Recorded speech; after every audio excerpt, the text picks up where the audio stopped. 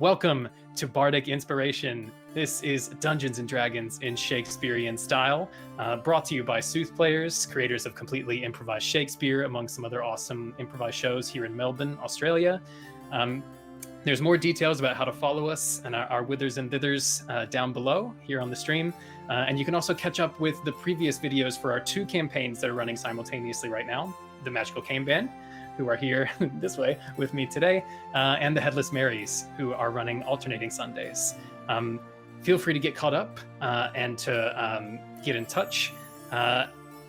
Tonight, however, we are picking back up with the Magical Cane Band, a traveling group of merry minstrels who have been making their way around Lake Lewin, a massive great lake in the nation of Eston, in the shadow of the Gamolan mountain ranges, and getting up to all number of hijinks. 2 weeks ago, we left off with a bit of a moment. You lost one of your party members, not to death, but to disappearance. Your tiefling warlock friend, Glee, who has been wielding a mysterious book for some time now and reading it to herself, had a strange dream where she went to a familiar place under a mountain, it seems, looking up to a high ceiling with moonlight peeking through. And she met an alchemist who introduced themselves as Roger Bacon and made a bit of a deal, a bit of an arrangement, a commitment, as it were, to learning to master this ancient and sacred art. And she met, of course, the character of Roger Bacon, who's a unique sort, to say the least. What else took place with the rest of you while Glee was slowly disappearing into her book? In the waking world, during the night's watch. Oh, I think someone's watching the stream and it's coming through. During the night's watch, Budge spotted someone watching, and he had his dog. Well, actually, his dog Peeves found someone watching, or someone waiting behind a tree. So he carefully wrestled with the moral quandary of whether or not to attack this person first, eventually trying to knock them out, only to have the pommel of his blade slip through their form like honey, and find that they were there and not there. And after a bit of commotion and everybody being woken up, we talked to this individual and discovered that his name was Azor, or Az Fontazy.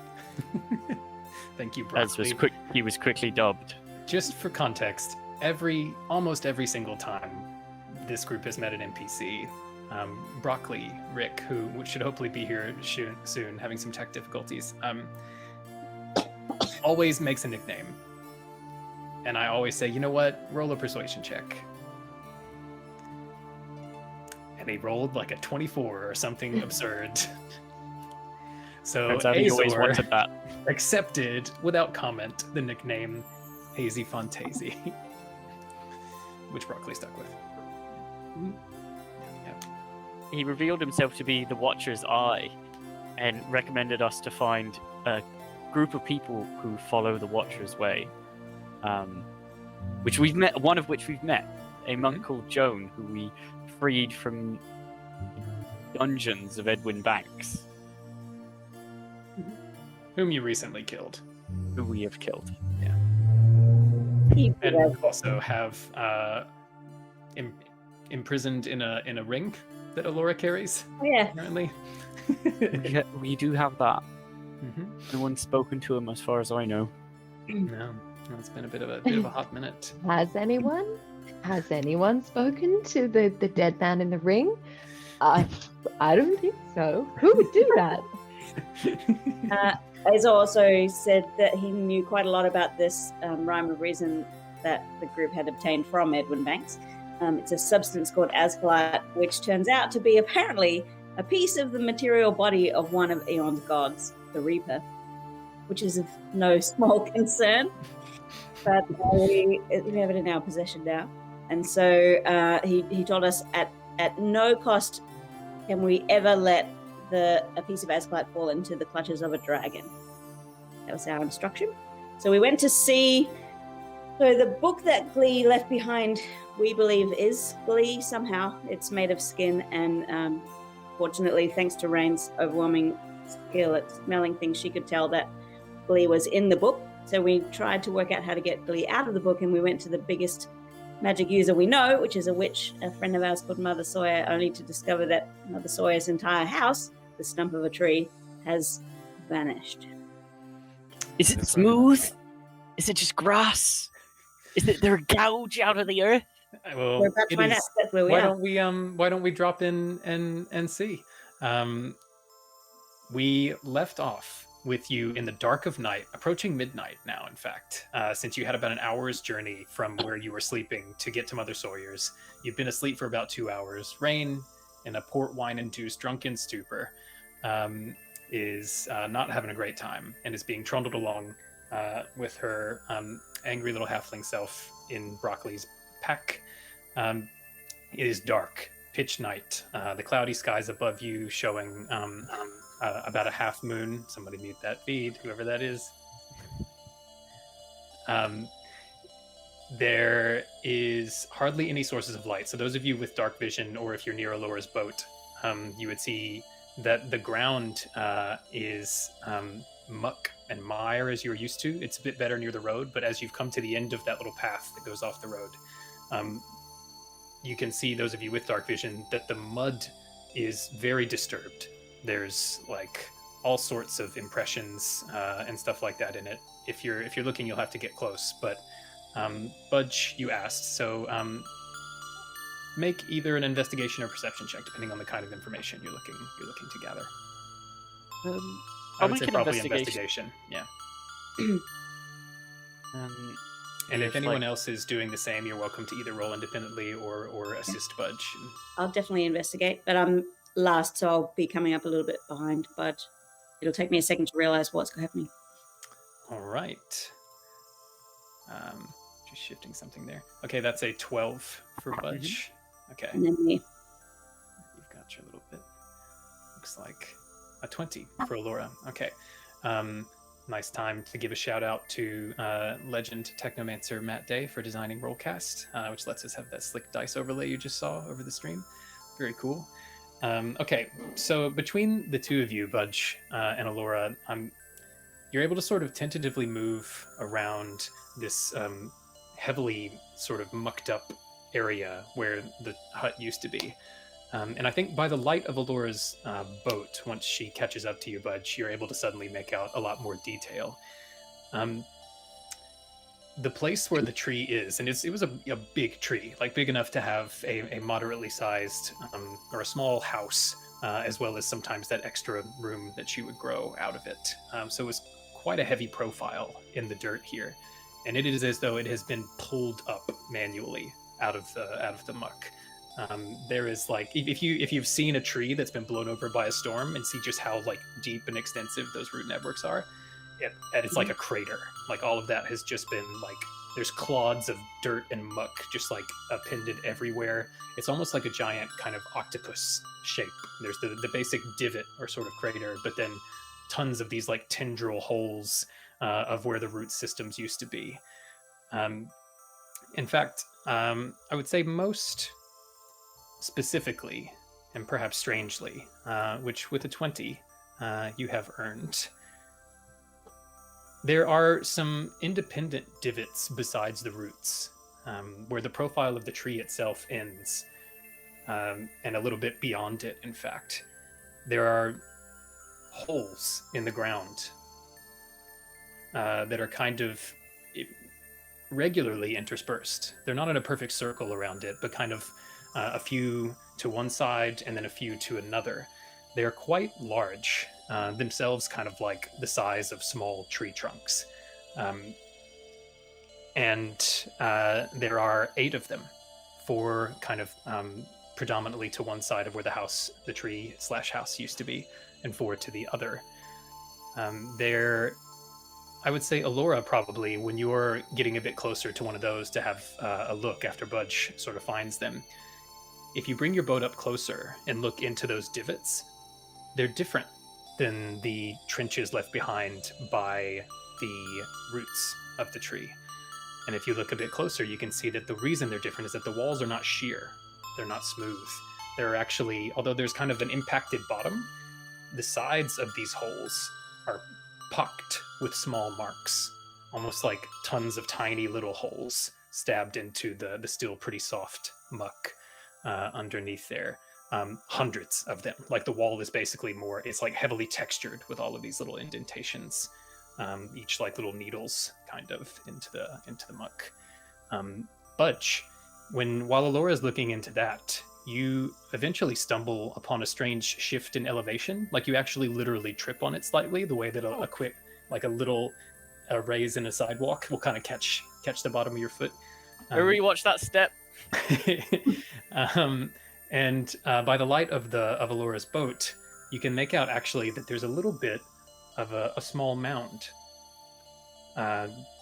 just outside of where the front door of Mother Sawyer's house would have been once upon a time.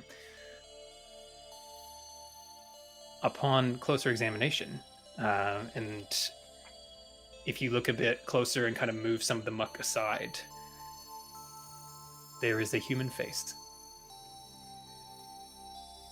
The mound itself is roughly kind of humanoid in its dimensions, which is kind of the first clue. But if you moved a bit of the muck aside, right near the surface, there is a very pale complected face with like what used to be red hair, but is now covered all in muck and mire. And on that face is a familiar tattoo. A mountain with a single plume of smoke coming out of the top of it below the left eye. You do not recognize this face, however.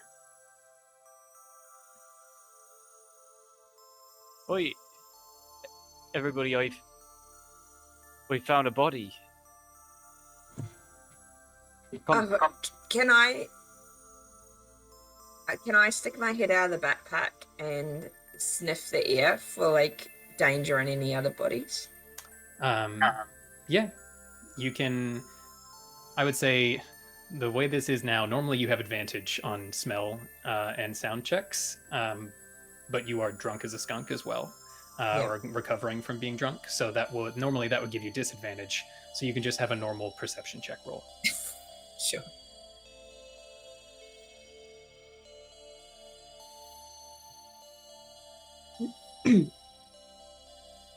Pretty good. Rain,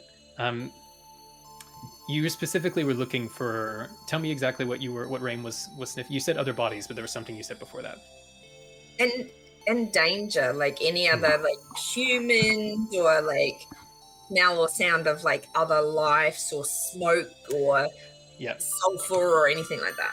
I'll tell you exactly what you smell, Rain. You smell blood. For it to be the intensity at which you smell it, it must be relatively recently spilled. It's not the sort of thing that would readily show up even with a bit of light, given that it is night. And of course, blood seeps into the muck and stuff, but the smell is there.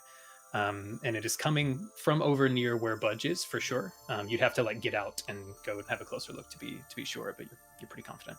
Is it just coming from that area? But the way that it works is like it sort of pervades the air in this area. It's hard to pinpoint, but it is like you looked over that way and sort of had the waft of it come from there.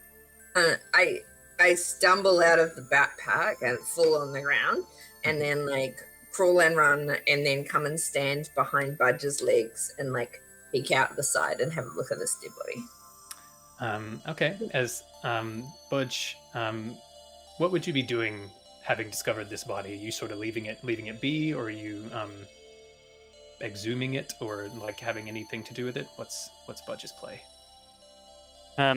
Budge would be carefully brushing. How deeply does it seem like this figure's been buried? Because I can see their face. That was like pretty shallow. Rick. Do we have a broccoli? Oh, can you hear us? Maybe in a moment. He might be still connecting to the audio. Oh, so close. Cool. But But yeah, yeah, if to it's not answer shallow. to answer your question, the face is facing straight up, and it was like you barely had to push any muck out of the way to get there. So it's clearly quite shallow. Does it seem to Budge like this person was buried, or does it seem like they died here and then the upheaved earth spilled over them? It looks, just if you haven't like touched any more of the earth other than the face, it can't be deep. It can't be very deep at all. So if it was a burial, it was a quick one. Okay. And yeah, I would say your guess about things muck having fallen on it looks pretty accurate. Okay. But it is covered quite thoroughly. Like you would So there was expect, some intention. you would expect an arm or a leg foot, or something yeah. to be sticking out. Yeah, it's not. Budge will try and like clear off the rest of the to reveal the rest of the body, whilst others are making their way over. Yeah, sure thing. As you're doing so, Budge and Rain, as you kind of get there, stumbling over, you'll see Budge is doing this. As he clears aside some of the muck, there is the rest of the body beneath, lying flat, but it is covered all over with roots. There are thick roots that are wrapping it tightly, almost like rope. And some of them, if you look closely enough, you can see some of the roots are actually emerging from the body. And at the very center, kind of around the sort of like mid-sternum and upper abdomen area, one of those roots is a bit thicker and broader than the rest, and a lot of them seem to be converging on that place, almost like a stem. And it is sort of like up-curled from profile when you clear away. It actually is like the dirt is stopping it from curving up like a seedling does, if that makes sense. Wild magic. My mother Esme knows stuff like this. Whoa. I can only guess that this person tried to tangle with Mother Sawyer. Rain, you recognise the tattoo? Or it's Mother Sawyer in disguise. Or the tree is the revengeful demon and it will attack us at any moment. Finn, come on! Come look!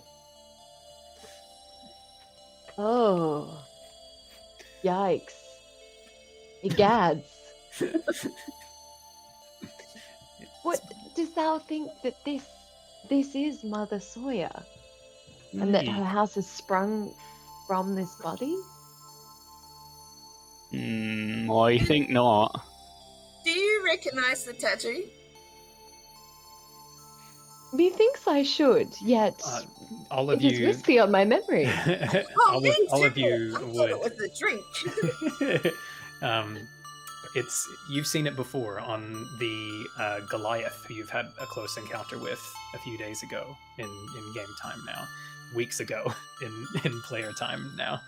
But the really tall Goliath fellow who was riding those mysterious large deer creatures had that same tattoo under his eye, as did the silent dwarf who was with him. So yeah, you have seen that before. Some gang or faction or clan, more like. Perhaps Has they he got had anything on toyed him? with Mother Sawyer? Perhaps. I do recall that Mother Sawyer had a tendency to bury her foes, or that they were miraculously absorbed unto the earth overnight. Mayhaps this is the same. Finn, as this occurs to you, if you look sort of in that huge sort of crater where it has been uprooted from, there are a couple of bushes that used to be in the front of the house there. And all of them seem to be gone, except for what looks like a sort of fragment of one of these. And that bush, like the sort of branches that seem to be remaining from it, has a couple of white blooms on it.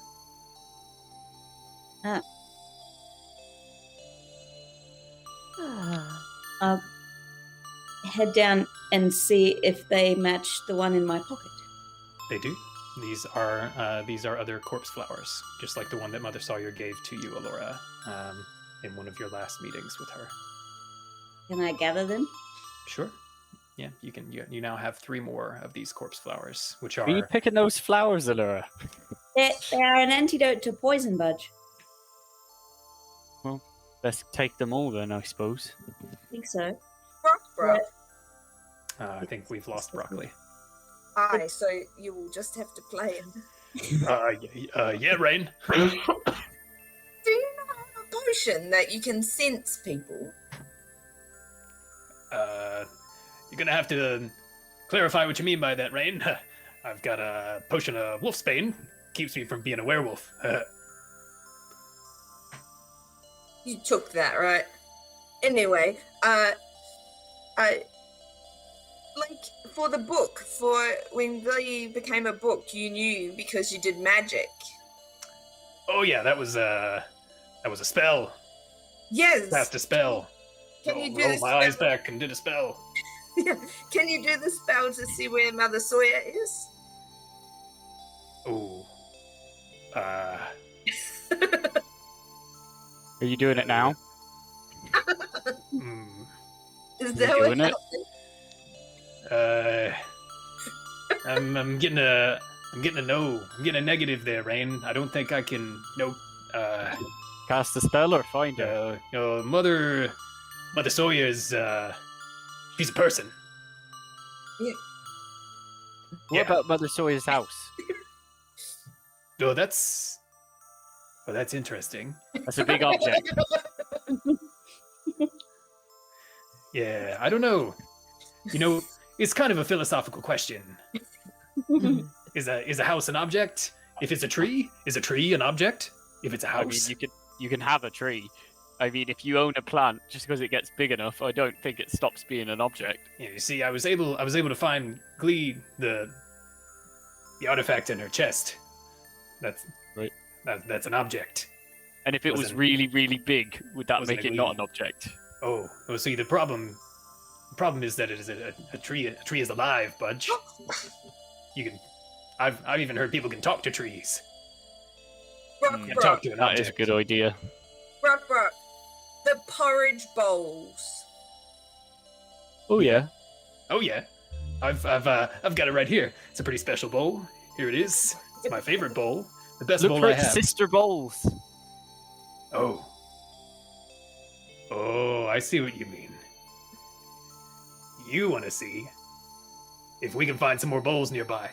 Then each of you could have a bowl. You could have a bowl, Rain. Finn, you could have a bowl. Alora could have a bowl. Budge, if there's an extra, you can even have a bowl. That's very kind. So, Yeah. so I'm casting locate object to find a bowl. The bowls you have seen before. Mother I can do Sawyer's one bowls. bowl. I got one bowl in me. We can try for one bowl. If I have a spell slot, which I would know if I had my character sheet in front of me. Hear us? Which one's the real one? Is Broccoli back? Thank God. I'm doing my best, Rick. Apologies for my technical difficulties. Okay. Rick, do you have locate object another slot ready for it, and/or do you want to cast it? Because that's the conversation that's happening right now to hunt for a Mother Sawyer bowl. Ah, good question. It took all of my effort just to get this page up and running. Now you want me to load another internet page? Oh. Well, I'm gonna need a whole new laptop. So, friends, I'm curious to if Broccoli does maintain this concentration on Mother Sawyer's bowls, he will just get an answer from his own bag. Mayhap he should choose something more unique, like mayhap her cauldron. Or one of Mother Sawyer's bowls, except this one. I know not that the spell is that Yeah. specific. Sorry. Broccoli knows that Spells. it is an object, I Yeah. believe. It There is- might be text in the spell that describes some changing rules for more general. It will just draw his attention to the bowl already in his possession. Mayhap her cauldron would be better placed for such a task. Or a Alora table. speaks wisely. I shall attempt now to locate this cauldron of which we speak. Okay, so Broccoli, you can cast the spell locate object if you like, if you have the spell slots for it left. Aye. Give me some space, all. We all back up. I'll And go, look not upon me. I'll go back to investigating the divots with the holes in them. But don't make too much noise either. It distracts me. Good Alora. I make no noise at all, Budge. Investigate quietly. All right. Brooke, did you just tell Laura to stop making so much noise? No, I just want to make sure, because I know when I investigate, I often make more noise than intended. And I just, it could throw my spell right off if such noise were to enter my ears. And who knows what cauldron I would locate if not focused solely on the task at hand. Good Is Rain. this part of casting the spell? This is all the verbal components. Gotta lay the groundwork, Budge. Now I'm gonna start again, Budge. Oh, sorry, I was looking at you. Everyone be quiet. Fudge. Hush thy mouths and look not upon me. And if thou art to investigate, then investigate quietly, divots or no. And I shall commence the spell. Rain, I saw thee look at me, and so shall commence again. All must hush, gaze not upon me, investigate with much silence. And now, where be this cauldron of which we seek, O Mother Sawyer? Oh, sorry. Oh, who looked upon me? Speak I now. sneezed and I looked at you because I thought it would stop the spell. Oh, okay, one more. This is it. I'm You just shall going to go focus over now. there. Wait. Maybe if Webastian casts a cocoon around me, so that I shall feel safe in the casting of the spell. Webastian. Bastion skitters up massively from the side, throwing up bits of muck as he sort of plops through up next to you. Couldst thou, Webastian, cast me a cocoon around me, therein to make me most solitudinous? You hear Webastian's voice in your mind, Broccoli, say, Art thou sure, Broccoli? Oh. Will ill befall me, Webastian? Dost thou know something I know not? Are your webs airtight? Broccoli, the web is how I do murders. Aye. All right. Couldst thou cast web upon the eyes of all those here, so that they can look not upon me, and perhaps a little bit of web in their ears? Just in case. No, web in my ears, so I cannot hear them. Ah, and so shall we be ready to cast.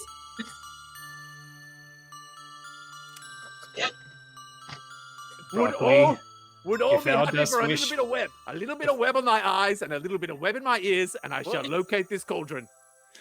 if thou dost wish web in thine eyes, I shall not deny thee. Okay. Let's do this thing. All right, web everywhere. Web it up.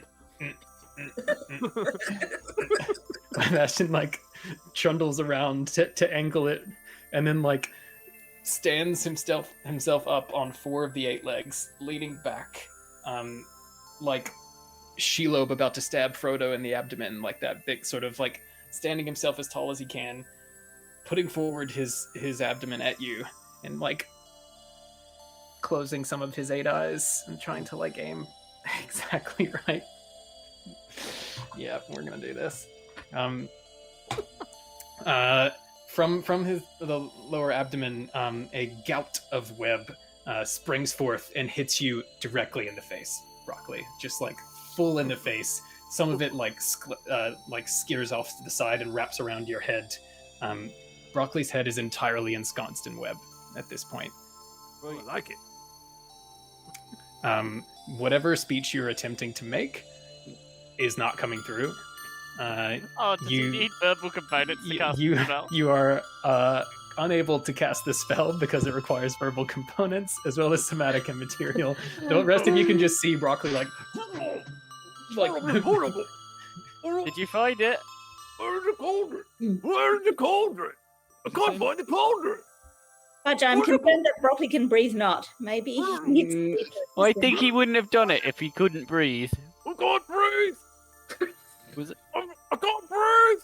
Oh, I'll snap it off him. Broccoli! You just scored! I'll take my knife out, my skinning knife, Webastion is beside himself, skittering back and forth, totally helpless to do anything with his big spider legs and like dangerous mandibles. Like is fretting right around behind you, Budge. And Broccoli, you're losing oxygen. Budge's knife is shearing some of the web near you, and when he gets a purchase on it, he basically pulls. It's like pulling duct tape off of your face, just like this is gonna hurt. Oh! Your whole face is just like smarting and reddened, but you can breathe. Oh, I lie not. It was terrible to be able to breathe not, and yet being ensconced in Webastion's web was comforting in a way I never thought possible. I recommend it, except for the suffocation. If there was only a way, maybe next time I'll do it with a snorkel. All right. And my face is now silky smooth. Touch my face. Who wants to touch this? Feel that. Just shy of first-degree burns. Feel this. Oh, I won't try it, but you can't argue with the results. You could probably sell this in Norst. I bet you there'd be many lords and ladies that would pay a great deal to have this service. Look not upon me. Make not noise, and I shall locate the cauldron. Webastion, as you were. Oh, cauldron! Mother Sawyer's cauldron, where art thou? Where art thou? Oh, is that the cauldron? Gotta find the cauldron! Once again, Broccoli, you drop into the intensity of your spell, feeling your senses expand, your mind expand with it. And there is emptiness, silence. Within 1,000 feet, Mother Sawyer's cauldron cannot be found.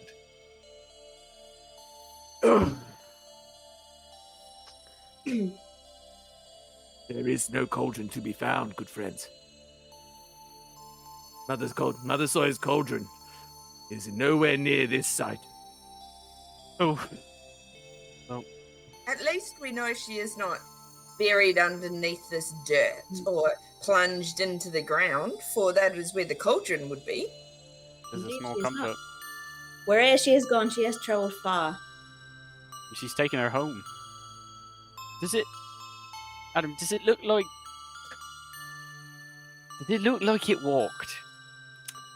Are there tracks? Make another investigation check. Have I seen not survival? the divot patterns? Okay, in no, you can do a survival check. You are looking for tracks of a living creature. That's sort of the frame of reference you're taking on this. Have I seen the divots in nature anywhere before? It's something that I might have an idea of what might have caused them. Like that, do they resemble like a worm farm or something? Make a nature check.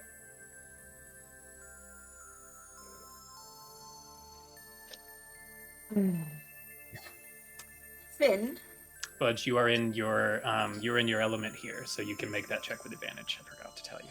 I'll get my dog to help. Yeah. 23 for Alora. Okay.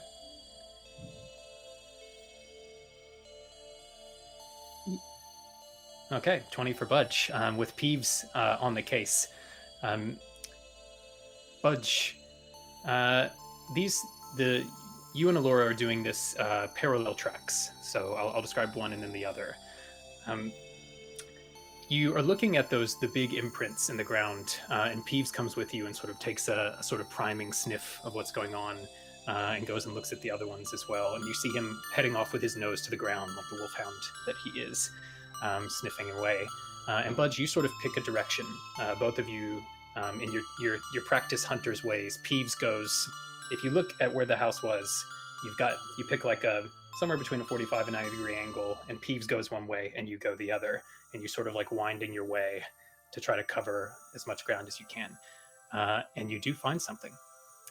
You find several more of these divots, identical to the ones you left behind, but just further away. There are at least 4 more of these. However, the trail, as it were, runs cold because the muck and water, the dark water of the swamp, comes up not too far away, and you're not able to keep going any further. Basically, the last of these major divots go into the ground right before the water's edge. Right. As that's happening, Alora, casting your mind back to studies you've done on natural creatures and thinking about your travels and things that you've seen, you can't necessarily come up with something off the top of your head that resembles this, but it's a good thing you don't have to. Because as you're thinking this to yourself by the light of your boat, something catches your eye, which is a smaller, identical version of what you've just seen. And it's right behind where Web Ashton is standing. Web Ashton is leaving prints in the ground wherever he walks. And in all of his skittering about, he has left sort of footprints or leg prints in the mud. And if you look closer at those leg prints, they too have tons of these tiny little needle-like protrusions into the walls of them and a heavily impacted bottom. Those look just like spider prints. Spider legs. Could seem mayhap Mother Sawyer's house has the ability to move on its own. Oi. On a scale similar to Webastion, but much larger. I think this will be the first time and the last time I ever say this, but we need to find somewhere to go to bed. Indeed we We do. have lost our most reliable port of call. Shall we Well- spend the night in the woods with a campfire? Or in the dome? Or in an alternative reality. Oh, we've got so many options. We could go to an alternative reality with a dome and find some woods in the alternative reality. We could have it all. Regrettably, my friends, the dimension that I can take us to lasts only an hour, which is not long enough for a sufficient rest. Like a nap. We're hammock in the trees. I'd rather my back weren't as smooth as Broccoli's face.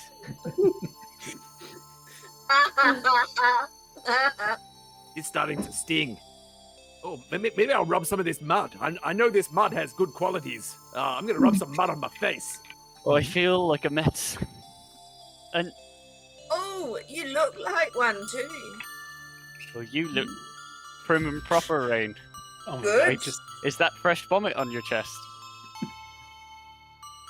Yep. Oh, nice. so foul. Looking back, just glancing back at the tracks, I look up at the foliage and the radius that if I have an idea of the trajectory it went with its huge steps. Mm-hmm. It hasn't tracks, not just tracks in the earth, but marks on the trees, bushes, foliage, branches that have been moved out of the way to make way for a thing this big to get through. There isn't any remnants of a way that it's gone. Yeah, if you want to go a bit further into the swamp area, then you could go to verify that. The way the vegetation works here is that there's not that many trees. There are a few more the further away from the road you get. It becomes more properly swampy, and there's lots more sort of cypress and mangrove trees and stuff. But because your dark vision is limited to 30 or 60 feet, whichever it is for you, you will have to go a bit further. Do you want to do that?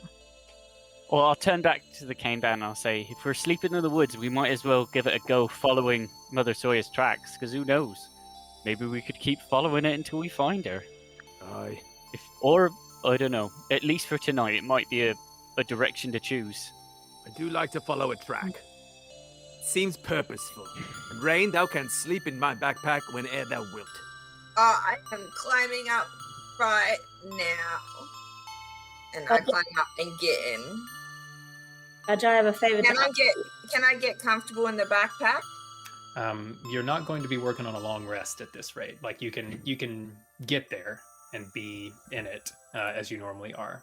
But yeah, you've already had the benefit of a short rest from your earlier bit of sleep. So it'll just be keeping you from having to walk, basically. This backpack will not do. Maybe thou could ride comfortably upon Webastion. Nah, that'll be tricky. Oh, well, we must get you to a bed, Rain. Follow some tracks, get to a bed. Alora, you were going to say something to Budge. Ajay, I must ask a favor of thee. Unfortunately, I require the return of my cloak, please. Oh, I don't know where it is. Temporarily, I must dismiss it. I think that's so fair. Let me see if I can find it. Do you want it tomorrow? You Or- don't.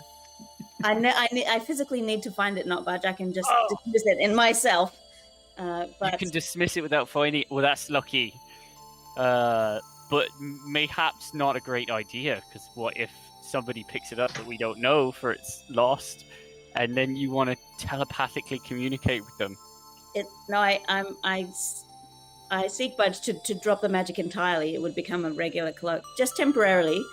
I'm much concerned with what Azor told us of the Godstone, and knowing that many, many very powerful creatures are seeking it as we can. I would like to either purchase or make myself a box lined with lead in which to keep it safe, but until we can do that, the only safe place I can think of where I may keep it is in my bag. Are you saying that we need a lead box as a matter of importance? Yes, Almost like a mission that we need to accomplish yes. with haste. As soon as I get a lead box, I can give Budge back the cloak. But until then, I need to put I that found the cloak. in my bag. I found it. It was at the bottom of my bag. You were wearing it, Budge. You've been wearing it the whole time. I was trying to sleight of hand, shimmy it out, because I wear it underneath. Oh, I wear it over the top of the other one, don't I? Yeah, Or does yeah, it need to be underneath? That does it doesn't need matter to- where it is. You just need to be able to put the hood on. Yeah. Oh, right, yeah. It would Then it probably would- difficult to put it over the top of the owlbear cloak, but yeah. I'm very sorry, Budge, and will endeavour to return it to thee as soon as I can. However, oh, it was kind of I you have to give to- it to me. I have a second favour to ask thee. Oh. I'm very concerned, upon the return of the cloak to me, of the loss of our connection, which has proved most useful up to this point. So I would like to, once the Asgard is safely in my bag, give the bag to thee, Budge. Now, this is very concerning for me. I'm very reluctant to be parted from the Asgard, but I think that The being magic connected bag to thee that we all went in. and Finn and Broccoli is very important. So if it's possible for thee to keep it in the deepest of the recesses of thy pockets, Budge, where it would be safe, I would be grateful. We would still be connected, but I'm very reluctant to. Well, I will do thee a kindness then, Alora. For one of the benefits of this cloak that I wear, as you may know, I worked for a year or so longer as a smuggler for Monster Bits. So I will place. Did you hear that? Sounded like something Yeah. came from Broccoli's bag. Unimportant. But you can actually. I have some hidden pockets, so I'll put it in one of them, and you can have a go at trying to look at it, and you can determine how hidden and safe it is. And I never take this cloak off, so I trust thee with the purpose of my life, Budge. And so I'll drop the infusion on the cloak, put the bag of holding back in. Okay. Explain in the bag to Budge. I am going into the forest to have a nap. Oh, we've Well, been walking. The Just walking. creature hits me. I may turn into a bloodthirsty werewolf out of control, for I have sustained quite a lot of damage. I imagine we were walking and talking it all around. If you're walking talking, just tell me your path. So Budge was going to be going deeper into the swamp, following these tracks. It's up to you where you want to be aiming to have your rest, though. go walk for. How long do we have in us? Because I know it's late, and I know we're tired, but also, as far as we can get from a mound of poorly buried bodies is probably the best distance. A We could be swamp in the doesn't- dome. We'll be in the dome. Hey, We will be in the dome. How about just an hour? Rain, I can carry you if you're that tired. in the backpack. Can you That's survive an fine. hour, Rain? Canst thou give us an hour of trekking? Aye, but I do not think a swamp sounds comfy, but I do not care. I am... We'll put the dome up in the dome. Hey! And Okay, thou so you're canst going- choose the colour, Rain, of the dome. That's true. Didn't know we could do that. Mm. The dome does not have a floor, though. Let us remind Oh, ourselves. doesn't it? Oh, No, it is a I dome. always felt like it did. Well, Nay. you just got to actualize the floor you want to be on. That's what I do. Just Well, really I'll keep an eye out visualize. for a good.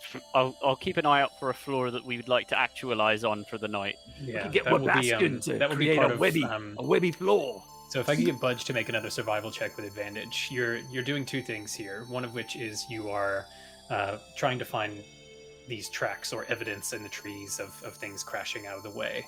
And the other is you're looking for dry ground that you can put your bedrolls down on for the dome. So you've traveled in this vague direction before. Oh, but I climb out of Broccoli's backpack and I'm holding Broccoli's bedroll. And I give one in to Budge. And I'm like, Budge, can you hold this for a moment? Yeah, sure. What's this for? And then I ask Broccoli to hold the other end.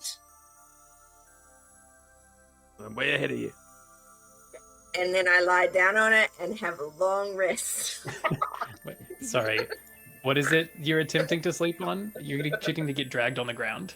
No, No, I'm it's holding not it. holding up. She's making them hold it like a It's a bedroll, Okay.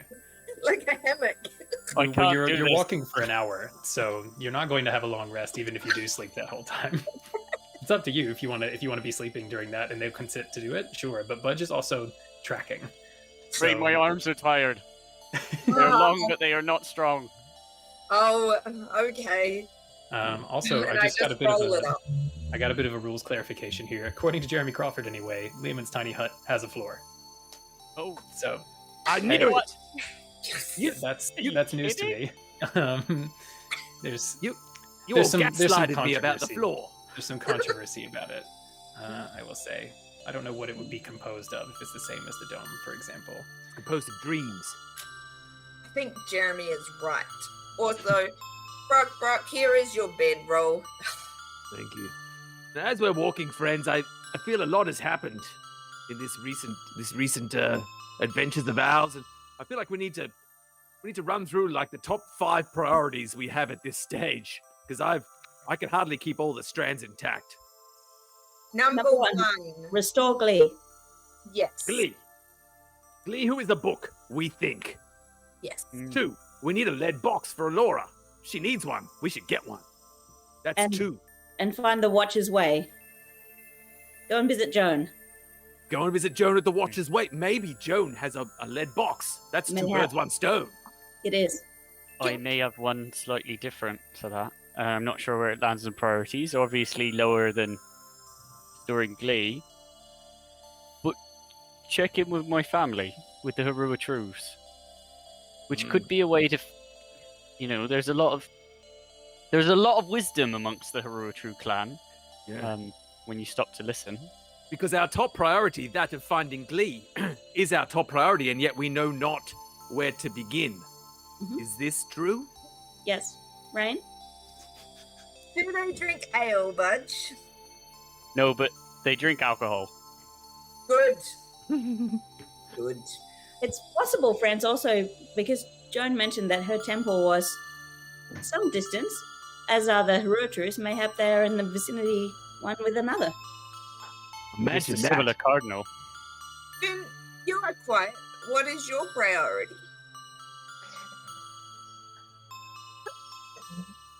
I have actually been thinking upon Webastian's web and a way to monetize its excellent skincare properties.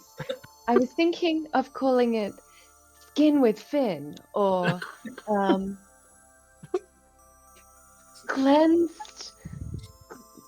for You or Cane Band's Magical Web Solutions. Magical cane balm. Yes, Budge. And my mind have been turning upon a catchy jingle. Help us, but Glee is obviously top priority. Of course, that is the case. Also, were we not supposed to pull a heist at a temple? I think Glee needed the book. We also have Vandermast to repay for his treatment of the Herutrus. Mm. A dragon tracking us with Snake. Which is why the lead box is of utmost concern to me. Yeah. Allura, now that I have this bag, When something goes into the bag, where does it go? Into an extra dimensional space. And like, is that not further than lead? Sorry, I'm trying to get. Right. Magic doesn't really make sense to me. The bag is a safe place for the stone to be, Budge, but it means that I cannot provide thee with the safety of thy stealthy cloak. Right. I understand now. Sorry, my mind was just awash with how I could try and keep the cloak. I wasn't really. I wish I was to return the cloak to thee. But No, it is a bad trait of my own. But that makes sense. Are you in love with the cloak? it's a pretty good cloak. It's a pretty good cloak. Do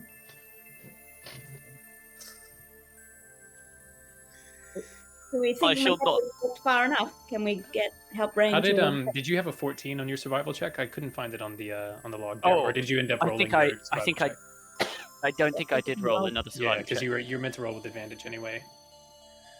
If you didn't. So 16 plus 9. Okay, That's that's 25. 25. Yeah. And again, Sure, if you want to. if I was rolling with Very advantage. Yeah, you were. No. 25. Yep, 25. Okay.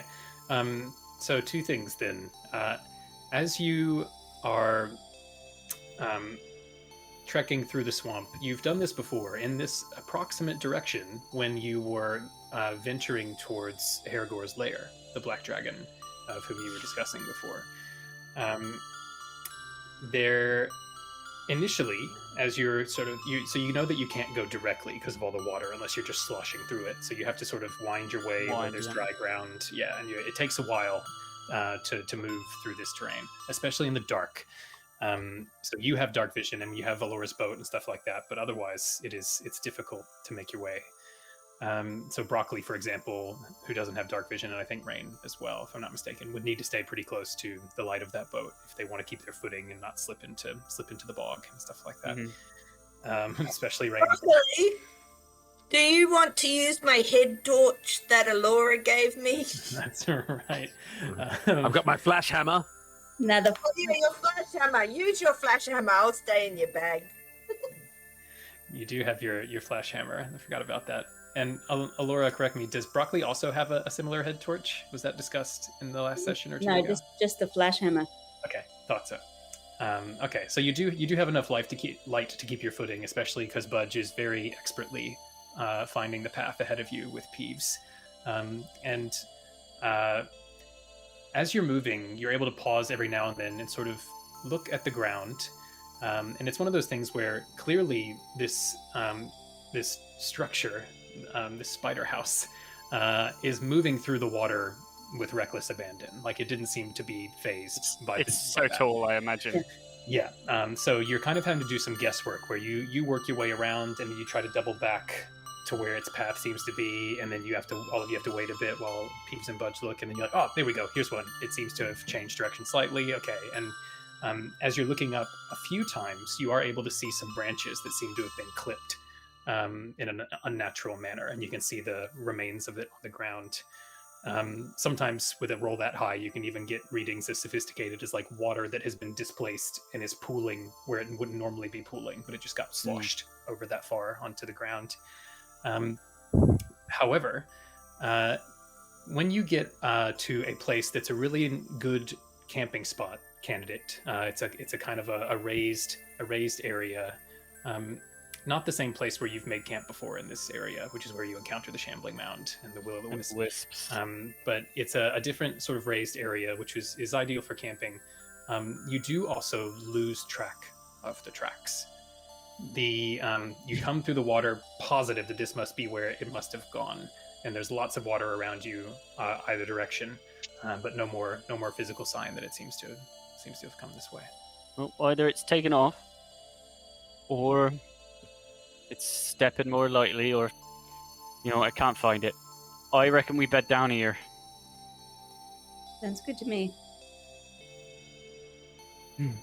So then, What say you, Glee? What say you, Glee? Little bookie. Just hold it up. Resounding silence. Getting a good vibe. And Glee's happy with this spot. So are you casting the dome here, Finn? Yes. Okay. Then Rain, what colors does thou want?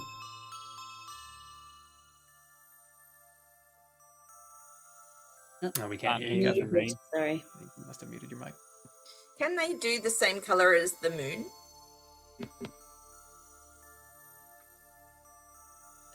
I cannot see why not. Yeah, you're able to choose a solid color that it can be. So it's Finn, if you'd like to try a sort of moonish silvery white. There you go. The dome emerges with Finn inside of it, but this 10-foot dome everywhere is not glowing, but it is very clearly in the light of Alora's boat. The exact same white of a full moon. Brock. Irene. You did remember to take your potion. As far as I know, I am up to date with all my potion takings, although I am, as you know, vexed as to whether I should continue, for I fear ever more pulled towards a sense of comradeship with those who embrace the moon. Wait, with Mother Sawyer gone,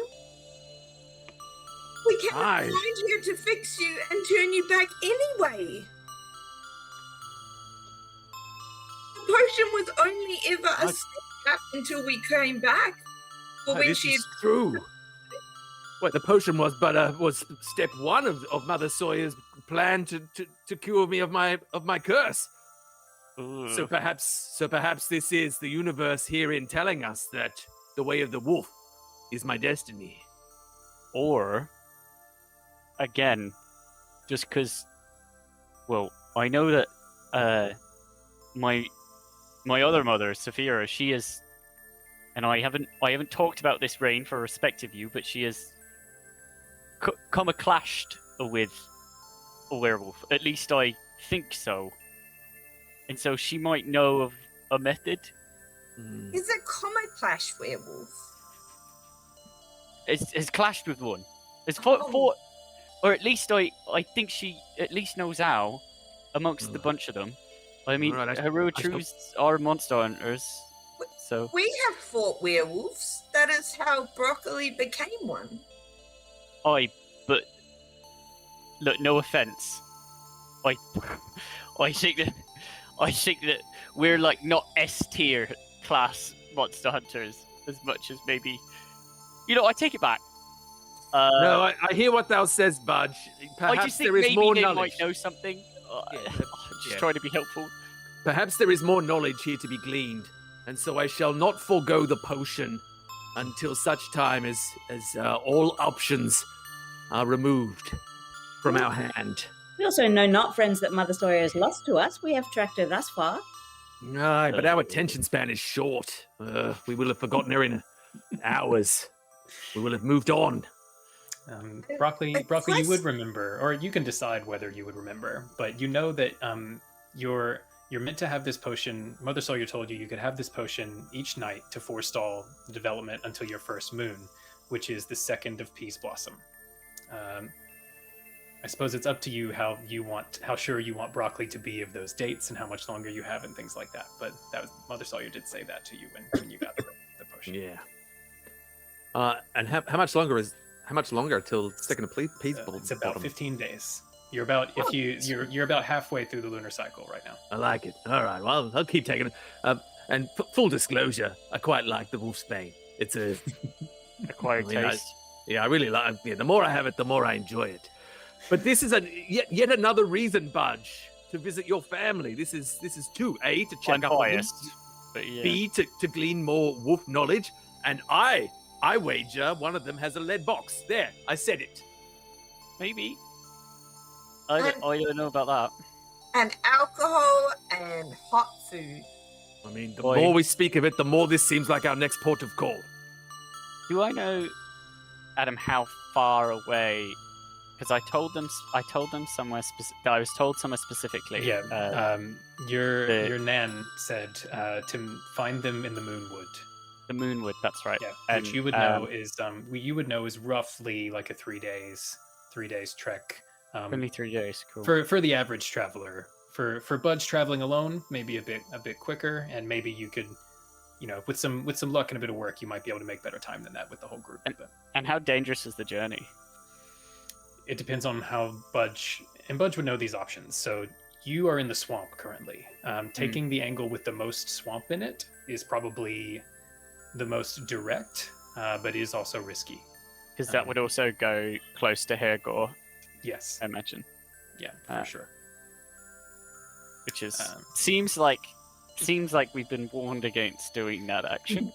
You basically, thinking about it geographically, like you're moving in sort of a straight line west, and to get to the Moonwood, you'll have to go sort of west by southwest, branching off to the left a little bit, and you can go directly through the swamps that way until it rises into the higher lands, the foothills of the Dawnguard, and you can break towards the sort of alpine-ish woodlands, where there's also entrances below the mountain, and it's the sort of place where your family has spent a lot of time. If you wanted to spend less time in the swamp, you could break straight south and rendezvous sort of with the River Gad again, and come out of the swamps, and sort of make your way in the sort of more grasslands and forest that sort of starts becoming there. But it would take a little longer to do that, but be safer in your How much longer? Like a day more, or? So if we were doing about 3 days earlier, you would probably add at least another half day. But yeah. Perhaps on our journeys, we could also find someone to put on a show for. Oh, yes. I relay all that, by the way. I'll tell everybody. All of it. Y'all are just like lying in the dome now, so it's easy to sort of chat about things. And a boat. We were gonna buy a boat. This is still on. That's another one of our priorities. We could steal a boat. Lead box. The Watcher's Way. Buy a boat. Put on a show. These are 5 very noble desires that we have and can achieve. I'm just saying, we killed Edwin Banks. We've killed a... Was he a lord? No, he wasn't. He wanted to be. He was a bad guy. But here's the thing. I know there's more bad guys who own boats, right? Like, there's got statistically. So all we'd have to do is identify some bad people and steal their boat. We need a Venn diagram. Bad people, boat owners, in the middle. That's where we find our prey. And here's the thing. We have a pretty reliable method for determining bad guys, don't we? We just have to check their ribs for a certain tattoo. They wear their guilt upon them. They do. Yeah, the mountain with the smoke. They are the 4 guilt-stained. winds. The 4 winds. 4 winds. So many tattoos. Anyone with a tattoo, I think, is fair game. Well, I mean, that might be a bit too far. At least until we know what the tattoo represents. If you've got the ink, you probably stink. That's how we play it from here on in. Here's the hard part. Should we get tattoos of both? And then if we ever come across either group, we can be like, or Can't spell for that. Can't many of thee do that with a spell? It's true. But friends, I also think when next we put on a show, there should be a narrator of some kind who has a book, and we could use Glee. And then she can appear on stage in a way she never could when she was in human form. Wouldn't this be at least some sweet relief for the predicament she finds herself in, that she could star in one of our shows as the narrator's book? Oh, I like where this is heading. Hi. You can't ask. We're not able to ask Glee. And we could have an ad break halfway through a show, and Finn could come out and show the new web. The magical cane balm. Magical cane balm, yes. Medical cane balm. So our show could in fact be a sort of advertisement. It could be a story that involves someone who succeeds because they use the magical cane balm, sort of like an advertorial on stage, a live advertorial for our magical cane balm. Hey. And bugbears are the hairiest of creatures. So, but you can be the demonstration. If he was to be waxed on stage and all that hair ripped off of him, I and think then you'd the take off my balm skin. applied. Oh, I'm so glad you like this idea, Budge. I And don't like this idea. We could create a magical sound effect as well. When the web rips off, it could be the sound of I'll be making a sound effect. a tinkling sound, or the sound of a rainbow, if thou can Or- envision such a sound, whatever sound that scream. might be. But more of a Alora, can you do a sound of a rainbow? This whole time, Alora's been flicking through the pages of the Mirror of Alchemy, and without even looking up, Rain just hears this like ring, like a rainbow sound over her head. I'm not even looking. That reminds me, Meg, I have a present for you. If that's what you're doing. Yeah. Let's see. And tomorrow, I shall be able to cast Identify on it, Rain, and mayhap I'll be able to know more about what's happened to Glee. no one upskills like Alora. Am I right? Just always, never rests. Always Alora, working. Rain, So I've put it in a general pretty group chat. cool. as art thou, Rain. So that buzz we all just heard, that was the book going there. So you can look at it if you like. Can I check Yes, in with right. Bastion? Oh, sorry, someone's doing. I missed that bit. Go. That you will go. be where we go next, Broccoli. Don't you worry. Rain, didst thou ask me a question? How are they? Oh, I'm very well. For I've been wondering how we shall support ourselves on our missions, and it seems we have a great scheme in which to sustain ourselves. But Rain, come to the other side of the dome with me. Side dome. Rain, I know thy mind is foggy with drink, yet I do wish to ask of thy heart. Rage. Didst thou rage? For who? For what? Why does rage fill thy heart? For Budge. It is his fault that Glee is the book. I shall murder him in his sleep tonight. Nay, Rain, think not upon it. 'Tis not Budge's fault that Glee hath become a book. For we know not how this book occurred. It could be of all sorts of strange alchemy and mystery, and Budge, though powerful of bow, is not strong of magic. Finn, if I let go Yes. of the rage, then what will be left? Thou must hold instead upon Glee's image and think of thy love for her, and that if thou were to channel this rage, but into love and hope to be reunited once more, is that not a more powerful impulse than rage could ever be? For it is a cup that will only ever be empty.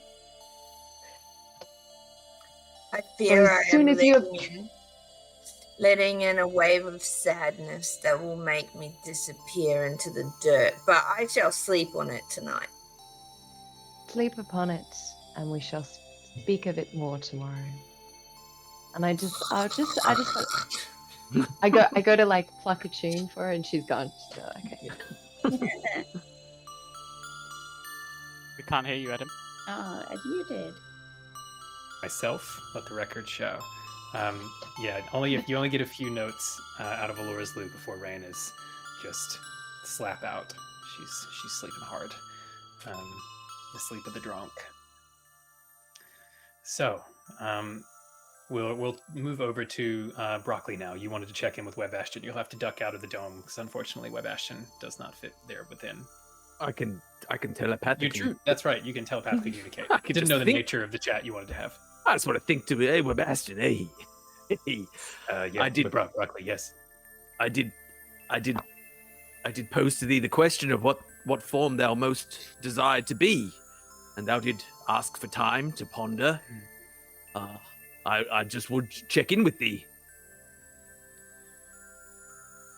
If thou Well- knows what form thou most desires to be, for I can make thee this. I have been a horse. I have been a King horse of the Sebastian. sea, Aye, wet Sebastian. and I have a spider being. Where Bastion?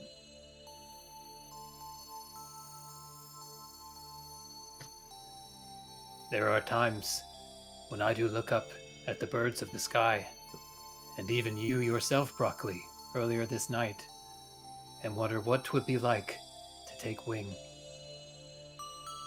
Flight is a noble aspiration. I have touched the clouds ere briefly and can highly recommend that course of action. If there be some steed winged thus that I can make thee, then would this please thee, Webastian? It would please me muchly, Broccoli. I know not if it can be so.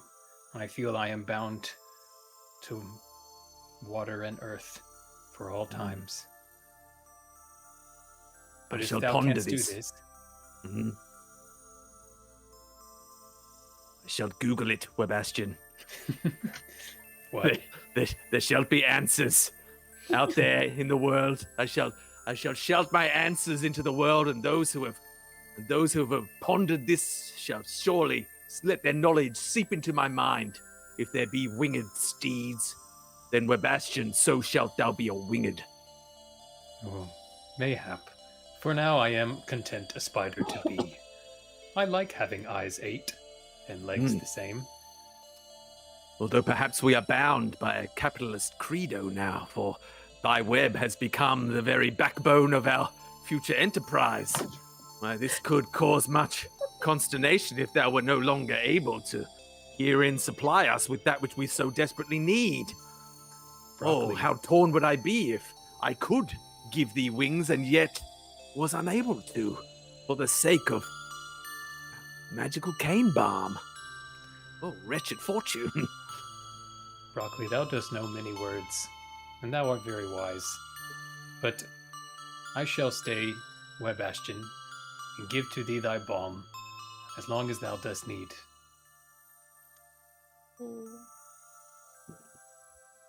Born. Maybe, Webastian, just in the meantime, just start stockpiling some web for us, buddy. Just get some web in a basket. Say thee no more, Broccoli. I shall do it straight. With that, I would, however, like to award a bit of inspiration to Senior Budge for the magical cane bomb / medical cane bomb. That's a bit of a tag team effort. Well done. It means you get an extra reroll if you want to for the rest of the session or next one. I think that is a good time for us to go ahead and take a break. It's about 9:05. We can take 10 minutes if that suits. All. Be back at 9:15, 15:15. And we will finish our session for this eve and see what the magical cane band get up to when they awake from their rest. We will see you all after the break at 9:15. We're back, y'all. Welcome back from the break. Hope it was restful. You had your tea. Time for a bit more Shakespeare-inspired D&D. We left the cane band beneath their moon-white dome that Finn had conjured, and they were having some late-night conversations as they wound down. Rain passed out, good and asleep, and Broccoli was chatting with Webastian about the possibility of stockpiling some product for the medical cane bomb. You're rapidly becoming the medical cane band, depending on your trajectory here. But it is deep in the night. You were in the middle of having your second watch when last you were all asleep, and you would have had about 5-6 hours left in you to sleep. You'll probably need to sleep a bit after dawn for all of you to get your long rests. So you probably need 5-6 hours here. Is anyone going to be keeping watch, or are you just all sleeping under the dome? I mean, I will once I've had my 4-hour meditation. Yeah. I'm happy to follow our standard pattern of budging myself And- the other 4 hours. It's good that I'm Alora gonna- decided that because Budge is asleep. Yeah. You have I'm also gonna sit near Rain and just make sure keep there's no. keep an eye. Keep an eye. Yeah. Rain looks almost dead herself. She is sleeping hard, and like noisily. That's how you know Rain's alive. But yeah, she's a bump on a log at the moment. So you could probably get by with just Alora for a bit, and then Alora sleeping, and Finn picking up after a bit. So Alora, if you want to roll a perception check for the remainder of your bit of the watch. Mhm.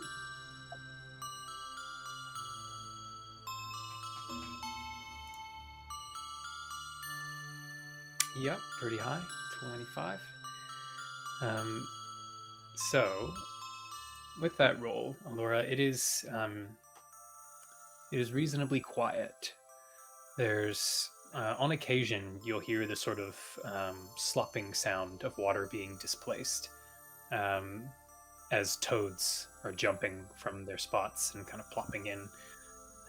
You can also hear insects and frogs sort of keeping their continual calls to each other, which sort of blends into a bit of a background noise after a while. It's not very distinct. The area where you are is a bit raised and a bit clear, and there's a couple of trees, but you can see overhead through the sort of translucent layer of the dome. Some of the clouds are moving aside, and you can see stars and the roughly half moon up above as it's kind of starting to set again after having risen. There's nothing too large or shifting about, nothing that kind of catches your attention as a cause for alarm, and you can spend that next hour or so in relative peace as a result. But as it comes time for you to sort of turn in, Finn, you'll finish your meditation and have gotten the time you need, so you can click through a long rest for you, Finn. Alora's just been really enjoying the zen of it all for a second. Everyone's asleep. She just gets to sit there. Yeah, bit like that, being the only one awake in a big house kind of thing. Tiny dome in this case, tiny hut. But so Finn, if you can make a perception check for me as well, you'll round out the end of the evening and sunrise.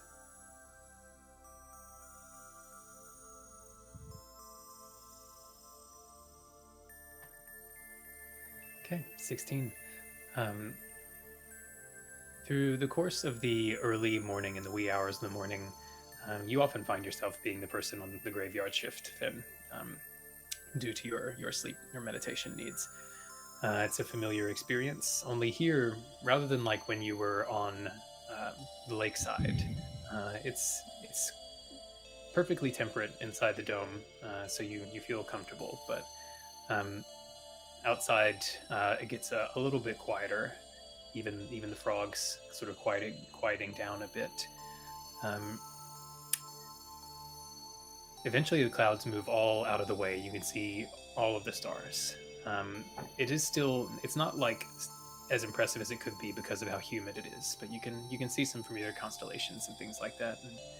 And being a bard, you'd have been in or around plenty of shows and poems that feature some of these constellations, and you can see one of them drifting over you, which is known by many as the Headless Troll, and it's always sort of distinctive. Well. Yeah, it's distinctive for the breadth of its sort of shoulder and torso, which is really sort of cleanly laid out with some really bright stars. And then if you're able to find that, you can usually cast your eye up and to the right and see its raised club. And the profile is really kind of clear, and there's the conspicuous absence where a head should be. There's no major stars sort of in that area. But other than that, you don't pick up the sounds of any large creatures moving through. There's no ominous glows or wails or cries in the distance as you've experienced before on these swampy nights.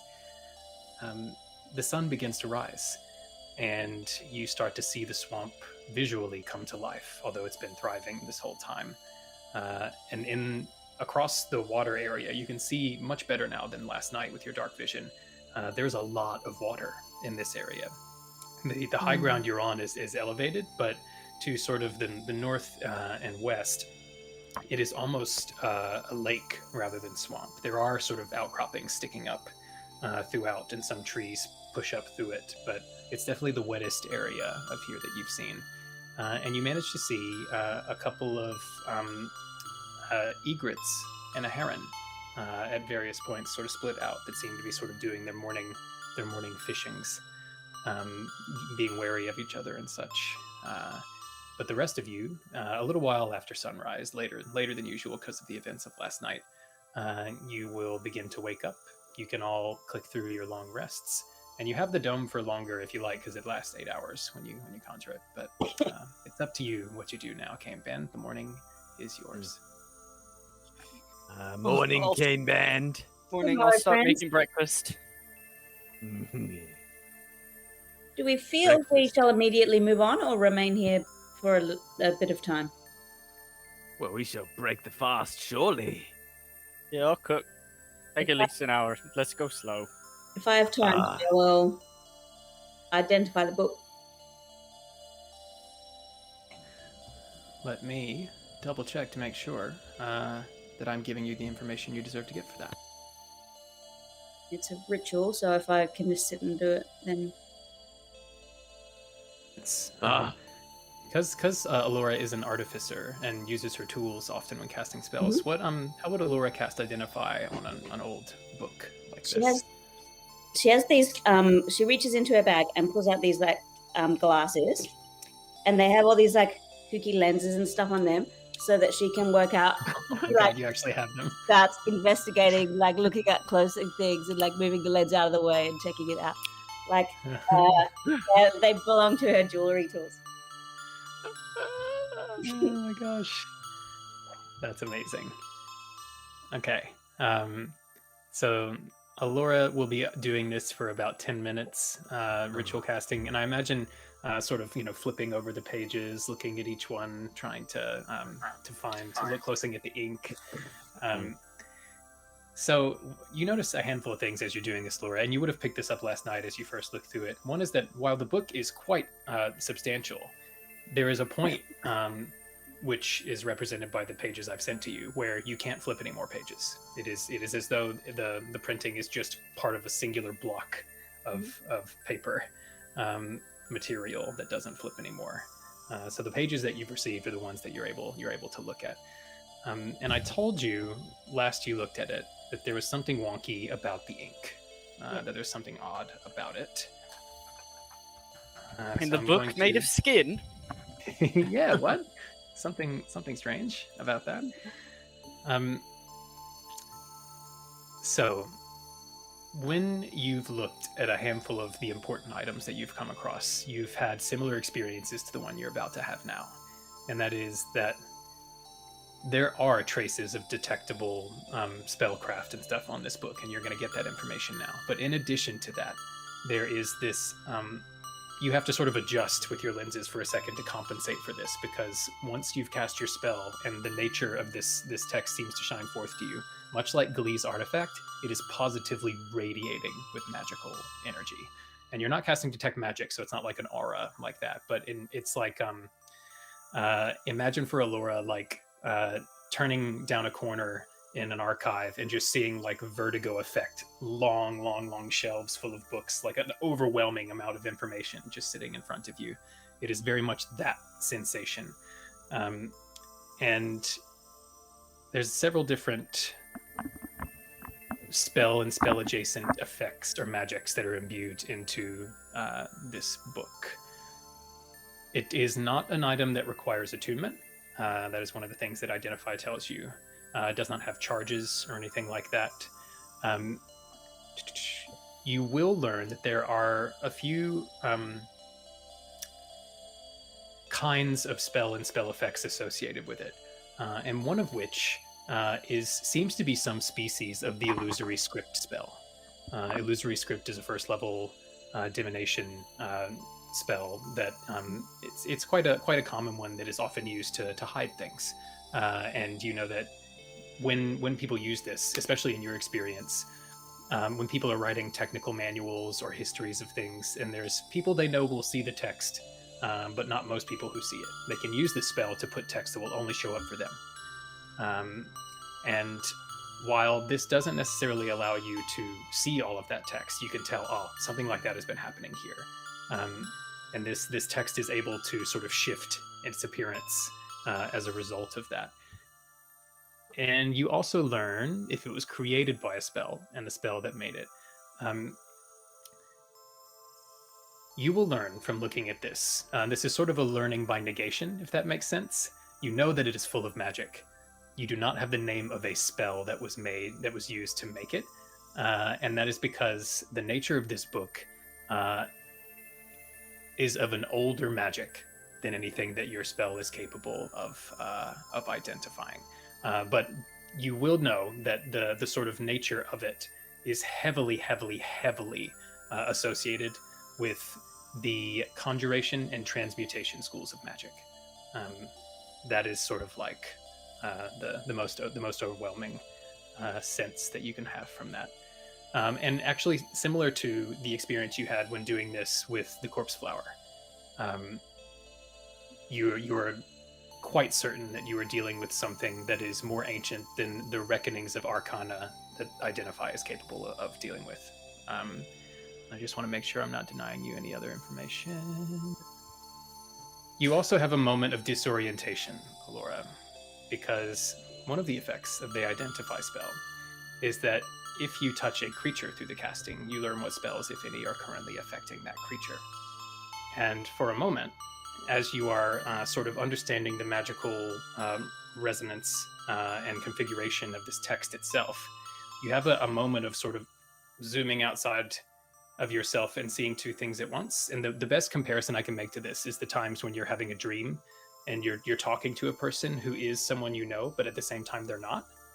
I don't know if that makes sense. You know, you're like, when you're trying to narrate a dream to someone the next day, you're like, oh, you know, it was Donna I was talking to, but it also like wasn't Donna at the same time. I don't know. For a moment, it feels as though you are not identifying a spell on an object, but in fact attempting to find effects on a creature.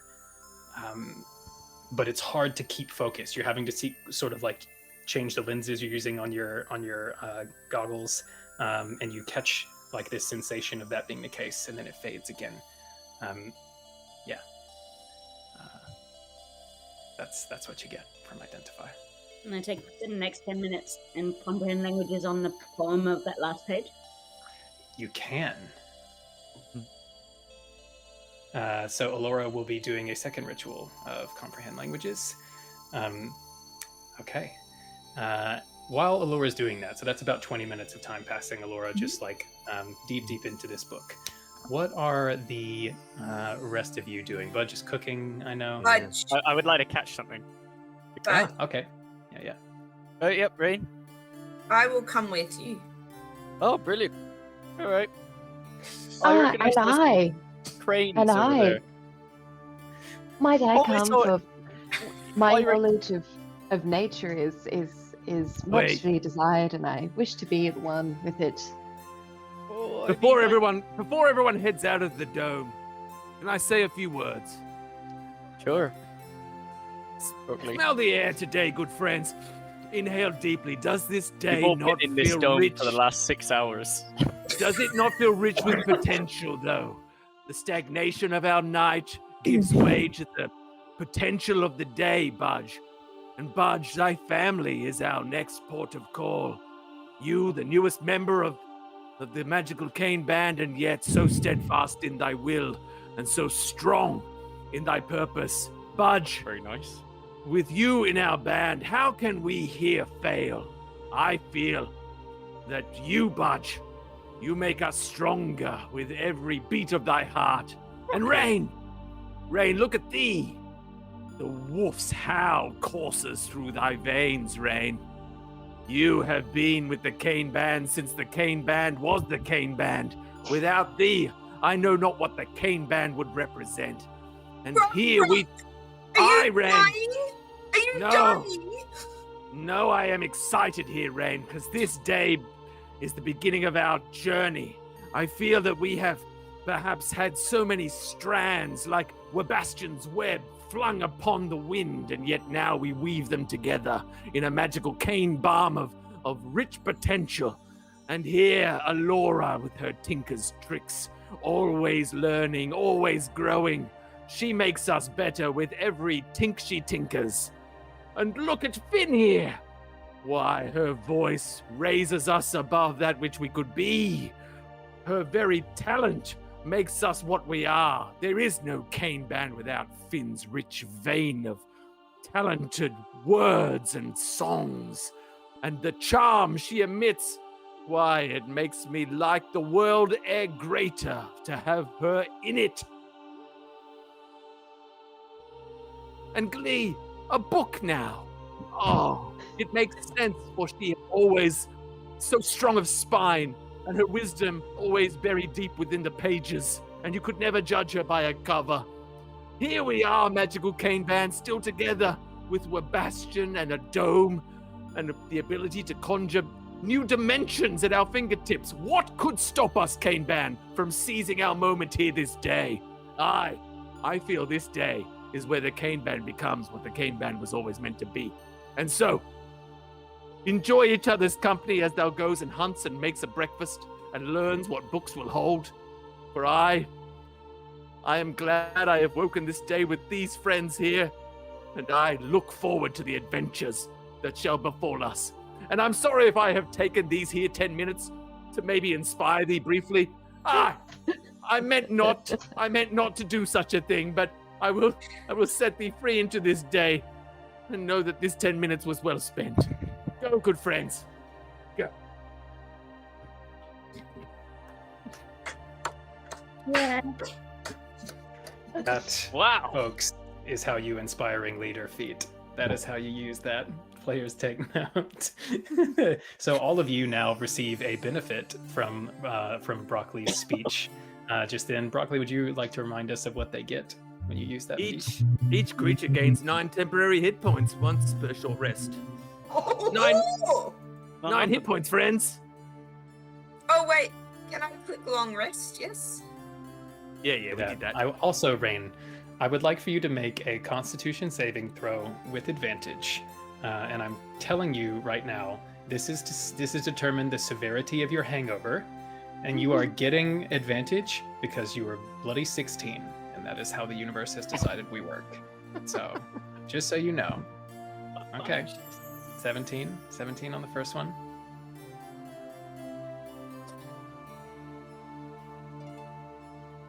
Okay, this is advantage because there is no justice. Sorry? Is it a saving throw? Yeah, Or just so check? Rain, you might have a bit more of a bonus on that as well, because for your con saves, I think your con modifier is probably higher than 0. It would be in the top left of your character sheet where there's like in saving throws next to con. Constitution Mm-hmm. +2. Yeah, so you would actually have a 19 unless you're proficient, which I don't think blood hunters are. But in any case, that's a 19. Rain, you know you don't deserve it, but you've pulled up okay. You've pulled, for whatever reason, it's one of those nights where like maybe it's because you woke up early and it was like you start to get the beginning of the hangover. Something happened. Maybe Rage. whatever it was. You've woken up with not severe nausea and only like a little bit of one of those kind of like light headaches. That's like it's a little bit of just a little nudge at the size of your awareness. You turn your head too fast, you're like, ooh, bit bright. But yeah, no, you're pulling up great compared to what you should be, to be honest. Okay, so then Broccoli has given you this inspiring speech. Where were we at with the hunting trip? What was the verdict on that? Oh, are you coming then? I mean, I show me the ways, bud. Show me You the do ways of not nature. need to come. Oh, but Rain, I treasure thy company and wish to spend more time in it with thee and Budge. Let me place myself betwixt thee, and we shall Alright. set off together. okay, I'm not going too far. Just over that hill, just out of sight for a moment. Ah. But I And- do not wish thee to be out of my sight, Oh, and thus I shall walk with thee. of course. Right. You follow me. I'll just walk ahead. Go, Budge. Rain? Do you have a crush on Budge? Nay, I am worried that thou art about to crush him with thy own fist. Is that why you want to protect him? I wish to accompany thee. But thou, dost thou remember what the information thy laid upon me last night? Thy intentions towards Budge? Oh, yep. I've spotted some cranes just over here. You'll be able to get the shot.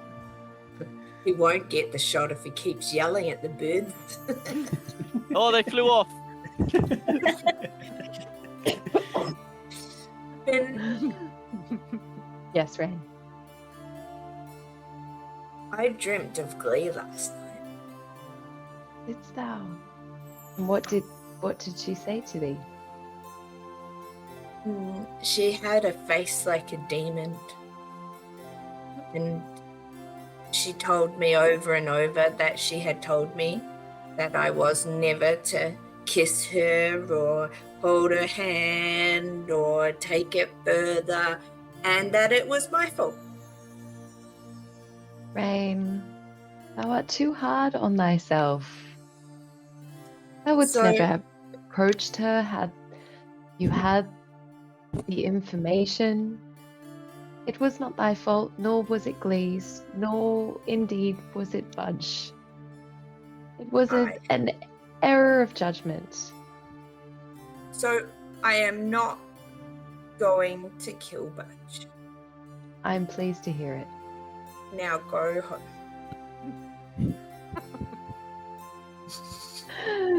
Can I can I do an insight check on? So it's up to you. So Donna, with player versus player things, if the two of you decide it would be fun to leave it to the dice, I welcome you making an insight against Rain's deception. Otherwise, you can just decide would Finn buy this based on the knowledge Finn has. Yeah, no, I'm not buying it.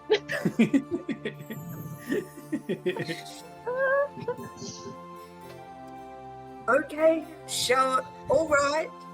Shall we both go and be with Budge as he tries to catch a bird? Yes. Yeah, just up ahead, Budge has the attitude of someone who's been lying in wait, and as he's making that gesture, you can see Peeves has adopted a posture like behind some low, scrubby bushes, and is like in the attitude of a pointer, just like staring daggers at this low-lying tree just across a narrow strip of water, a willow that has fronds hither and thither, but in between them, you can see the silhouette of a lone bird, a pretty good-sized one, just sitting still on one of the outer branches. Budge, I reckon you've got a shot if you want to take it. I'll take it. Yeah. Can I steady shot for advantage? Sure. Make that attack roll. And it's surprised? No, I won't do all that. If you hit it, that's it. Cool. Sorry, just.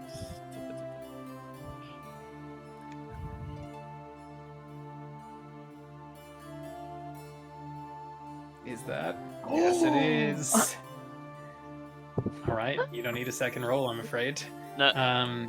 Budge, you fire off a shot, and it's like a perfect moment. The slight breeze that was blowing seems to just hold its breath, the same as you do. And then you release, your muscles relax, and then just like you were taught so long ago, you let the muscles in your back do the work, as though your fingers cease to have power over the string, and without a wobble, the arrow releases, goes straight through.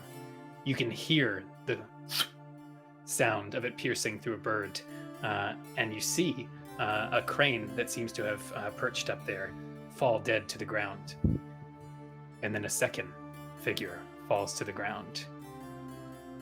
Although it's a bit more oblong and a bit more unwieldy, smashes into some branches on its way. And lying next to the crane on the ground is the likewise slain form of a python. It seems your arrow has passed through the crane and hit the python, that was nearby. Both are dead. Peeves, go get it. Peeves like bounds into the water, making this huge splash, breaking the silence, and goes running across, and grabs the crane and sort of looks at the snake, and then looks up at you with the crane's neck still in its mouth. I'll move my way around. I'll pick up the python as well. Okay, yeah. Then both of them come stomping through. Big old python and a big juicy crane bird, ready for the plucking. Oh, wait, I'm afraid that Finn and Rain, I think that you've missed the action. Did I see a snake fall from the sky, Butch? Oh, yeah, I think it was behind the crane. Perhaps it was hunting the crane, and I just happened to get lucky. I'm not sure if this were one of Eorgor's, but it's just a snake now, I suppose. A dead snake. Let us return to camp so you can cook breakfast and we can talk about what we will do when this dragon finally catches up to us. That sounds perfect.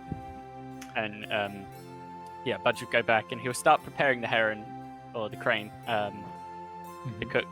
Just a morning meal. This is very quick work for Budge. And Broccoli, you would notice Budge is adopting a similar posture as before, prepping a bird for y'all to eat, just like you've done in past. Yeah, you can whip up a stew or just have the meat itself on a spit. Who will cook the snake? I can cook the snake up, but something this big, I don't know. I'd have to take a bit of time to prepare the meat for us to travel with it. Could just take the skin. Jerky. Feels a shame to waste it. Snake jerky. If you take a bit of extra time, you can definitely skin the snake and take such meat as you can. It wouldn't be the first time you've done so. But I'll do that then as well. Yeah. Rain. Prepare some rations for us. Sure. Yes, Hey, Rain, bro- can I? Do you want to have a walk and talk? Yes. Hey, Rain. Hey, that was a good speech. I'm feeling it today. You know, all is before us. Yeah. You know, but I notice in thee, Rain, that as it rhymes with thy name, thou feels pain, Rain. I see thee steeped in pain, Rain. It courses through thy veins, Rain. Can't get it out of my brain, Rain. The pain in thy veins, Rain. It's in my brain, Rain. Broccoli, it's driving me insane. Aye, don't go insane, Rain. But I know why they feel this. It is not familiar terrain. I have never been on this much pain. I know, for thou hast opened thy heart. And one of the downfalls of such a thing is that pain is ever present. But I would not have thee succumb to the anger that this pain brings. Thou art better than this, Rain. Thou art stronger than this, Rain. But I know thou hast lost. Thou feels alone. Thou feels broken. But thou needs to find strength in this, Rain. Thou art. Is that how you felt? Did you have a wife, or was it just your family that was murdered? No, just my family and everyone I knew, childhood friends, relatives, my abuela. You know, it was a heady time. And we can fall into that pain and succumb to anger, or we can find strength, but thou art my dearest friend, Ren. Thou knows thou art my dearest friend. Yeah. Did you seek revenge on all that had killed your family? Well, I did seek in my heart vengeance, but not necessarily on them, because I did blame myself, so vengeance would be upon myself. For it was my mercy that allowed my family to die, thou understands. For I I did spare the one who did indeed destroy my village. But so if I had not shown mercy, then those I loved would live. And so I tend to serve justice more swiftly these days, for mercy has not served me as well in the past. So, Broccoli, what you're saying is to never show mercy. No, this is a mistake that many can make. Mercy is nuanced, Rain, and blame is a dead-end alley that we all walk down and seek to find answers, and yet there are no answers down there. And Rain, what I think thou needs is not vengeance. Thou needs a new avenue of focus. And perhaps I can be that avenue for thee. Our friendship is deep. But now that the wolf's curse flows through both of us, perhaps this could be a bond that could be a new depth of friendship. Both of us, with the wolf's curse coursing through our veins, we could be a wolf pack, Rain. Me. Wolf pack. Ah. Aye. Yes. Aye, the best of friends, wolf friends. Perhaps that's what thou needs now, someone who is similarly afflicted as thee, and we could howl at the moon together, me and thee. Perhaps thou needs to focus on training me in the way of the wolf. Perhaps this could be thy new focus, allowing me to see the moon as my friend and not my enemy. Brock, Couldst thou be my wolf mentor? I do not know if I can train you to control yourself, and yet I do want to see what you are capable of in a wolf-down form. Perhaps we could be more powerful. The magical cane band could be unstoppable if me and thee had the moon's power at our beck and call. If thou could think to control me with silver manacles and wise words, then perhaps I could focus thy intent upon this and not on vengeance. I would be too busy controlling my wolf form. Oh, yes. I am not going to seek vengeance on Budge. Not anymore. Well, this is good news to mine ears, Rain. And yet, the idea of you being a werewolf does fill me with delight. I feel I am being nudged in this direction. All avenues are pointing me towards the moon. I feel stronger towards it than e'er I have, Rain. I feel that this is our new bond. The wolf's curse shall unite us. A friendship forged by the moon. This is so exciting. Rain, I shall no more drink the wolf's bane, Rain. Oh, I do wish to endure this pain over this new terrain. All right, let's Allura. go back. While all this is going on, 10 minutes has certainly passed for you. In using your tools to cast Comprehend Languages, looking over the strange page, I think, in fact, for our viewers' benefit, I might like to share it now. So this is what Allura is looking at. At the top, in common, are writ the words Eorn's Lament. But what you can see, however, is this apparently densely encoded cipher, is what it looks like. Lots of strange characters, some of which look like mirror inversions or cross-hatchings of familiar letters, and some of which are utterly unfamiliar and alien. I'll zoom in even a little bit, just in case that helps give the impression better. Best of time. So this is what Allura has been looking at all of this time. And as you do so, Allura, just like when you cast Identify, you can sort of feel a flow of energy from the object in question that you're looking at. And that flow of energy encodes into your mind as information. Through the power of your arcane magic, it is as though crossing the lenses reconfigures it so that it is processable to you. And you realize, as you cast Comprehend Languages, that this is something that can be read. And it is strange. Much like the book's composition itself, it is not only in one language, but in fact, it is a kind of a blend of several languages, ancient languages, primarily celestial and infernal. Celestial being the language of divine beings, and infernal likewise, but of a somewhat different dialect. The two are related, and casting this this spell, you can see suddenly, even though these are not languages you can speak, you can see them as though they are like overlapping images, and you can see how the contours are very similar, and the syntax works similarly, and many of the words look the same, although you can tell from the spell that one's in a different language and one's in another. It's a little bit like seeing a piece that's like Italian and Spanish. Or French and Portuguese.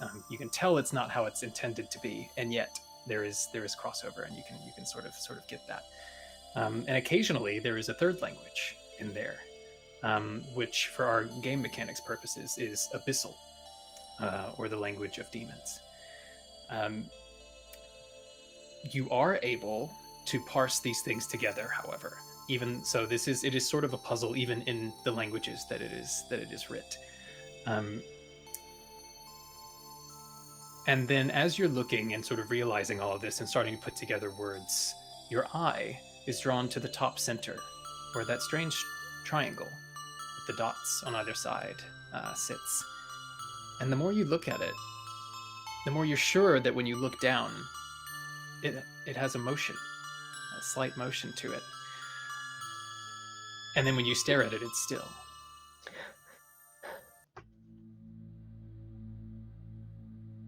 And then suddenly, you have tunnel vision. Everything except for this page is dark and silent. And you hear a voice in your mind. It is not you reading these words, but these words speaking in your mind. And you can get the meaning from them as you move your eyes across. Would, alas, I could reveal the trials I have suffered.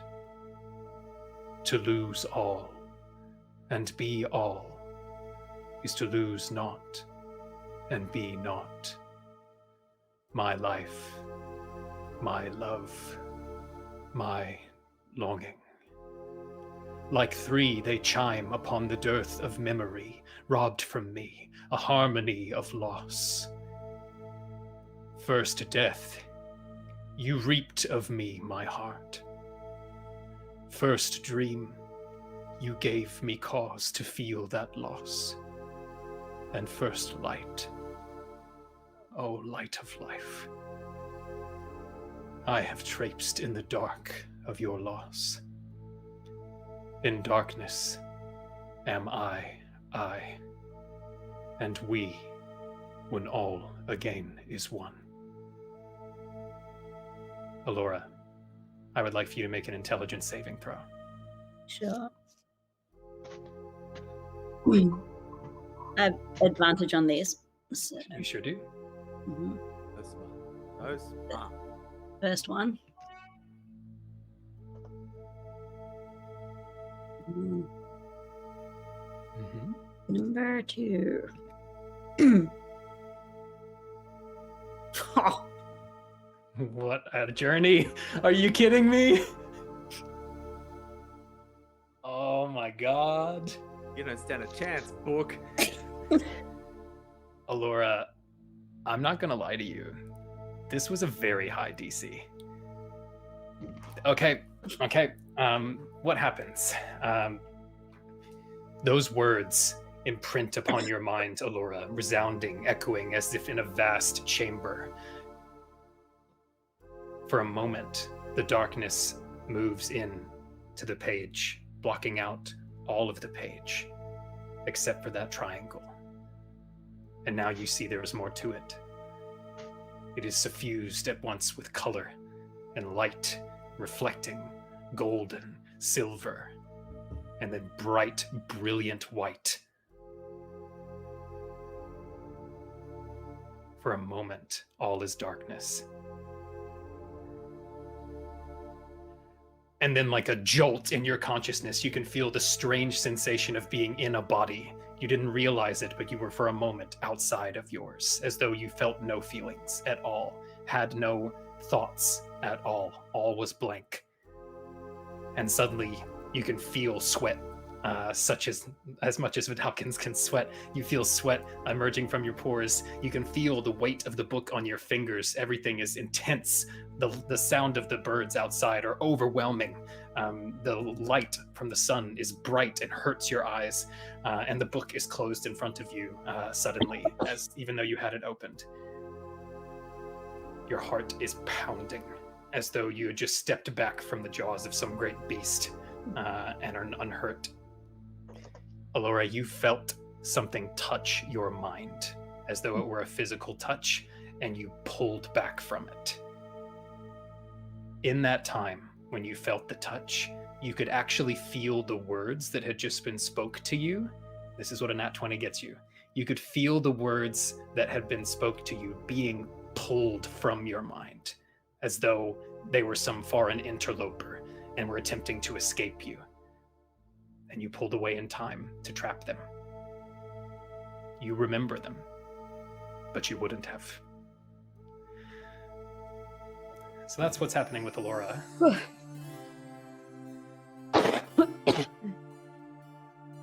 Oh, I just sort of shake myself. The book's closed now, so I put it down and sort of take a breath because I'm by myself at the moment. Yeah, Finn has left, so the dome is gone. You're just chilling. Budge and Broccoli would probably be right nearby cooking. Yeah, okay. They would be the closest. Yeah. Whew. Friends, this book is a lot. Here you go. Are you all right, Alora? Something tried to reach my mind. I fended it off. Like when you speak in our minds. Hey, that is simple communication. This was an act of aggression, seeking to pull the information that I just read in this book out so that I would remember it not. Oh. But Nate, worry not, Budge. I'm safe. I am well, I believe, having recovered from the initial shock of the effect. But If it were to pull information out of your head, how would you know if it didn't? the same way, What's if my somebody, name? What? Broccoli. Hey. But if somebody reached into thy pocket, Aye. thou pulled away before they were able to pull anything from thy pocket, thou wouldst know that they had made the attempt but failed. It is It's true. such in my mind. Aye, But it could have been like a Yes. close-up magic trick where they catch you. You think you caught them taking something out of one pocket while they're actually taking something out of your other pocket. You know? Right. And where's your watch gone? You used to have a watch. Gone. It's gone. Broccoli, I have many watches. Yeah, but what I'm saying is you remember one thing, but they might have taken something else. Like all your May have. passwords. Then please, friends, keep a watch and alert me to any behavior of my own that thou might find strange. Wait, are you going to try and read the book again? You reckon? I have currently read all there is to read. Remember it, so I think I can lay it to rest for a bit. Was there You tell us what it anything said. in there about Glee? Nay, Rain, not so much. There was talk of a marriage on another one of the pages, and then a lament by Eorn.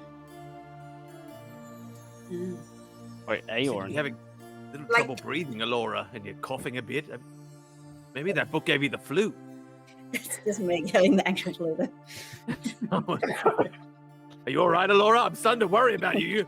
Your health seems to be really slowly deteriorating right before our very eyes. Yeah, that's what happens at 10 p.m.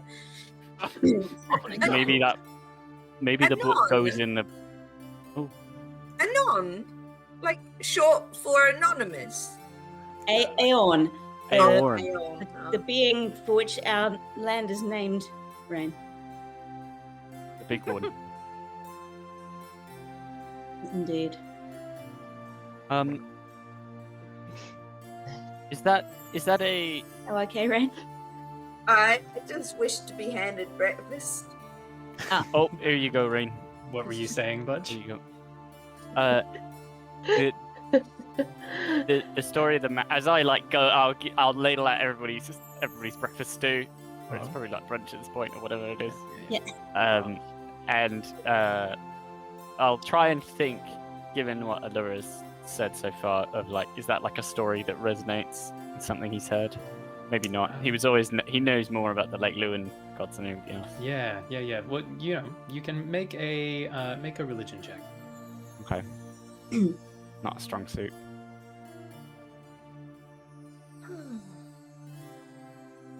I am fluent in religion. Are you just? 8. Yeah, Budge. It doesn't ring specific bells or stories, but you can tell something odd about it is that you're not used to hearing people talk about Eorn doing things. Right. Like as a, the way that people will talk about the sower or the reaper or the weaver or Herne the huntress. Like, these folks that you've grown up hearing stories about. Like Eorn is where you live. Right. It's like someone saying Earth to us. Like, Right. It's a context that doesn't really make sense. yeah, this is more of a deduction by negation thing happening here. You're like, what? Eorn saying Is it? this? Eorn. Yeah, and so it's not usually Eorn isn't usually referred to as a god. It's referred to as just a place. Yeah, this is the world. Right. Marriage The marriage of someone called Cole Silver. or a place. Indeed. It seems Could that be maybe- places and names are interchangeable in this book. Well, perhaps all of these places were one place at one point, and then they had some sort of split, and now we live in Eorn, and there's all these places that are separate. Mayhap it does talk about on quite a few of the pages that we've read struggle between the moon and the sun, light and the darkness. Well, that's a common theme in a lot of the old stories, isn't it? Indeed. Well, We know there is also ways that the reaper, the sower, and the weaver all complement each other as a group. Mayhap together they are this Eorn. perhaps. Hey, Rain. Aye, Rain? Brock has big Aye. news. Yes. Look, no need to stress or worry. I have decided to embrace my wolf nature and celebrate the moon. Rain has agreed to mentor me in the way of the wolf and to help control my more, I guess, dangerous impulses. As the Magical Cane Band, I hope you'll all support me in my new endeavors. I know you will, and we'll do our best to forge forward with me and Rain, both embracing our wolf nature. I am not going to lie to all of you. This will be dangerous. Oh, The yeah. first night, Brock will not be able to control himself. I mean, Yes, that's up. It'll almost be up to the roll of a dice whether I can. You know what I mean? I mean, Right. I have silver manacles silver for the manacles. occasion. And I a chain and paddler. Mm. And I will And we know- hide. And we know it's coming. And also, I've got very firm beliefs in my abilities to control this. And yeah, we've got quite a lot of time. We've got a couple of weeks before we even have to Fantastic. worry about it to make serious plans. But I really feel like the Magical Cane Band will benefit from this endeavor. I've got a really good feeling about it, guys. Let's all get on board. And once Brock turns to a werewolf, if any of you then want to be werewolves, as a full werewolf, he can bite you and turn you. No pressure, though. We're not saying we all have to be werewolves. That's not what we're saying. But we could be. Yeah, I mean, hey, if it seems like it's a lifestyle you can all embrace, get on board. I just feel like we've already got quite, like, the canes are kind of the thing, right? And then Yeah. and it just feels like it's meddling a brand. Yeah. We don't want to mess the Magical Cane brand. I get what you're saying. We're not the Magical Wolf Band. I hear what I mean. It all makes No, a it lot of doesn't sense. quite sound as good. No. Hey, yeah, that's not what we're saying. This isn't a peer group pressure sort of thing. I'm just saying this is the path that I'm going down, and I hope you'll support me. I know it's a little more dangerous, but there's also, as I'm sure you're aware, a lot of benefits. I mean, check out Ray when she woofs out, am I right? It's awesome. And I did get taught by my family, as long as they were alive, to control these impulses. Yeah. For I am half wolf to fight demons and creatures, and I can pass on this knowledge to Brock.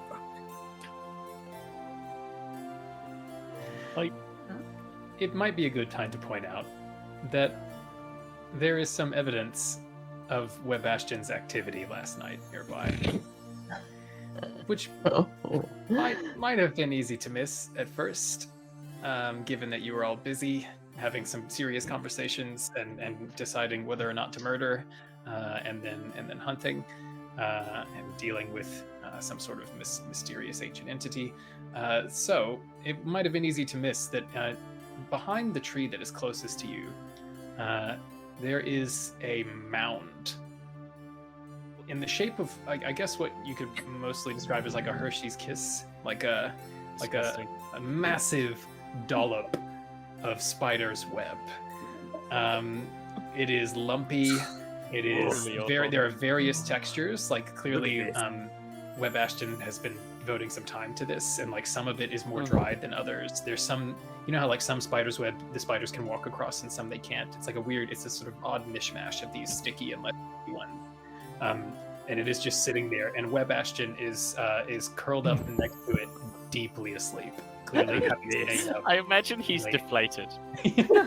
Like a tube of toothpaste. It's just... Look at this. Oh, he's like the goose that spun the golden web. We're gonna be rich. How long So, does yeah. it stay sticky for? How do we transport it? In the bag of holding. No. Why? It will stick, Rain. No! Who knows? Surely, like, you don't have to, it's not going to pull other things out. I am very curious about how the bag works. Maybe we could use some of the non-sticky strands to create straps that we could use to lift up the whole ball. A web sack. So, while we figure this out, is the plan to head to the Heruatrus, to the Moonwood? I believe so. Yeah. Right, and we'll take the long way round so as to avoid Ergor, and perhaps keep Yes. our eyes peeled for a boat. Yes, a bad person who owns a boat and a willing crowd for a performance. And from there to Joan and the Watcher's Way. Yes. I'm excited. Guys, are you excited? Right, I'll start working on this web then, seeing if I can get it into the bag of holding. Okay, Oh, so no, if no, you, I will in the come bag. with you. It will take a moment, Alora. We're using scraps to just hold it, like we'll just carry it. so We're gonna a carry mount. it. The thing about web is that it's so thin when it comes out, even from a giant spider like this, is that it doesn't take up a lot of space. So it's not a huge thing. We're talking like the size of like a medium-sized dog, maybe like a lump of. So much more than I think- thought you were going to say. Yeah, that's a lot. That's a lot of web. Like Web Bastion is cooked. He is so tired right now. How big is Webastion again? Webastian is a large-sized creature, so like the size of a horse. He's like a large size. Yeah, a giant spider. He can This is- he can carry that web. He Yeah. carried your family. That's right. He's a Oh, big yeah. boy. We're cool. We're cool. He's not called Big Sebastian for no reason. He can carry his web. Yeah. Well, you'd have to ask him. He's dead asleep right now. Should we also gather as much mud as we can from this awesome swamp with the magical mud? I feel I like have that a could be jar part of of our. mud. That could be, but I feel like we need more for our. This could be part of our skincare regime for the Magical Cane brand. This could be a part of it. We've got the web. We've got the mud. I feel like, we work all this into a show.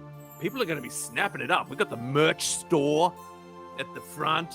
I do Oh. worry that the spin on this is going to be we'll arrive somewhere and we'll look like, and I'm in kindest regards to everyone here, we are filthy, and we roll up somewhere with this glob of spider's web and a pile of mud, and we say, "Put it on you."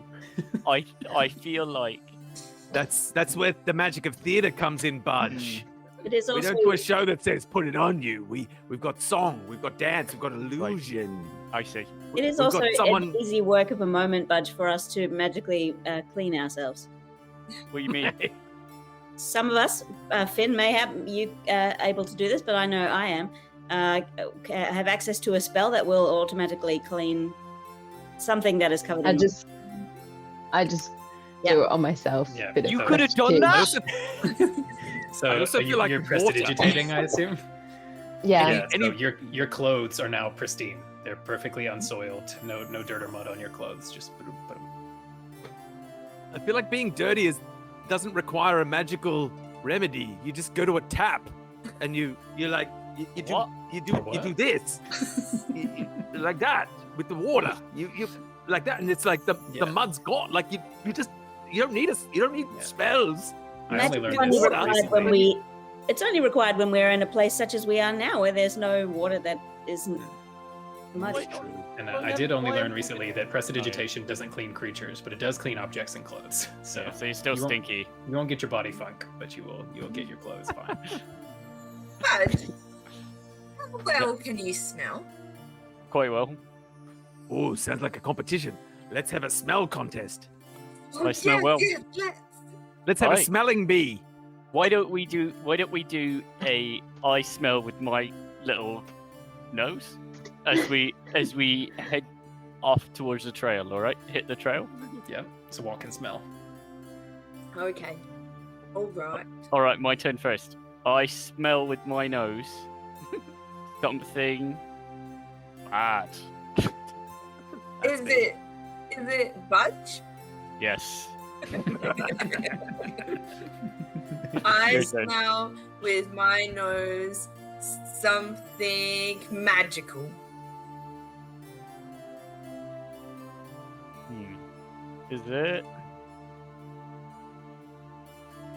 Is it? Thin? No. Yeah, I guess. Hmm. Yes. Is it Glee? No. Hmm. Me? Is it the cane band? Yeah. With that, I think it being 10:17, and you're at a bit of a transition point, this is a good time for us to pan out, and you can imagine in your mind's eye a stretch of swamp from where the cane ban are stretching out to the north and south and west. And then looming over to the east is the vast expanse of Lake Lewin. It is the morning. You are making a sort of slower path, trying to keep towards the edge of the swamp as far as you can and away from town. You should be able to Wait, make it back Adam. to the main road. Yes, Can I do one thing before we finish? surely. Can I put my fist out like this to Budge? Oh.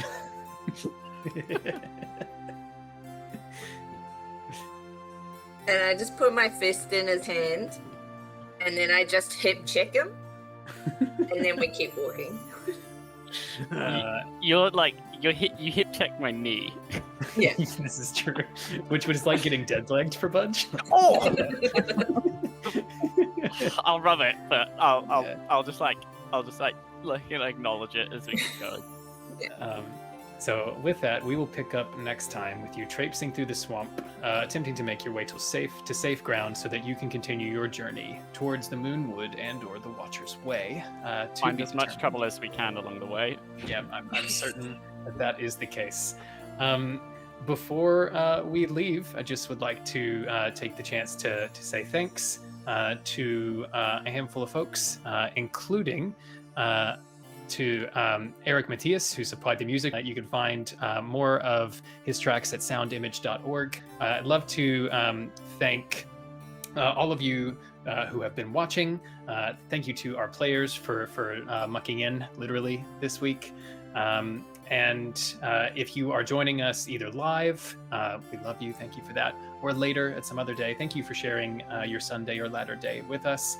So I'll close by honoring our name and saying thanks, and more thanks. Have a good night.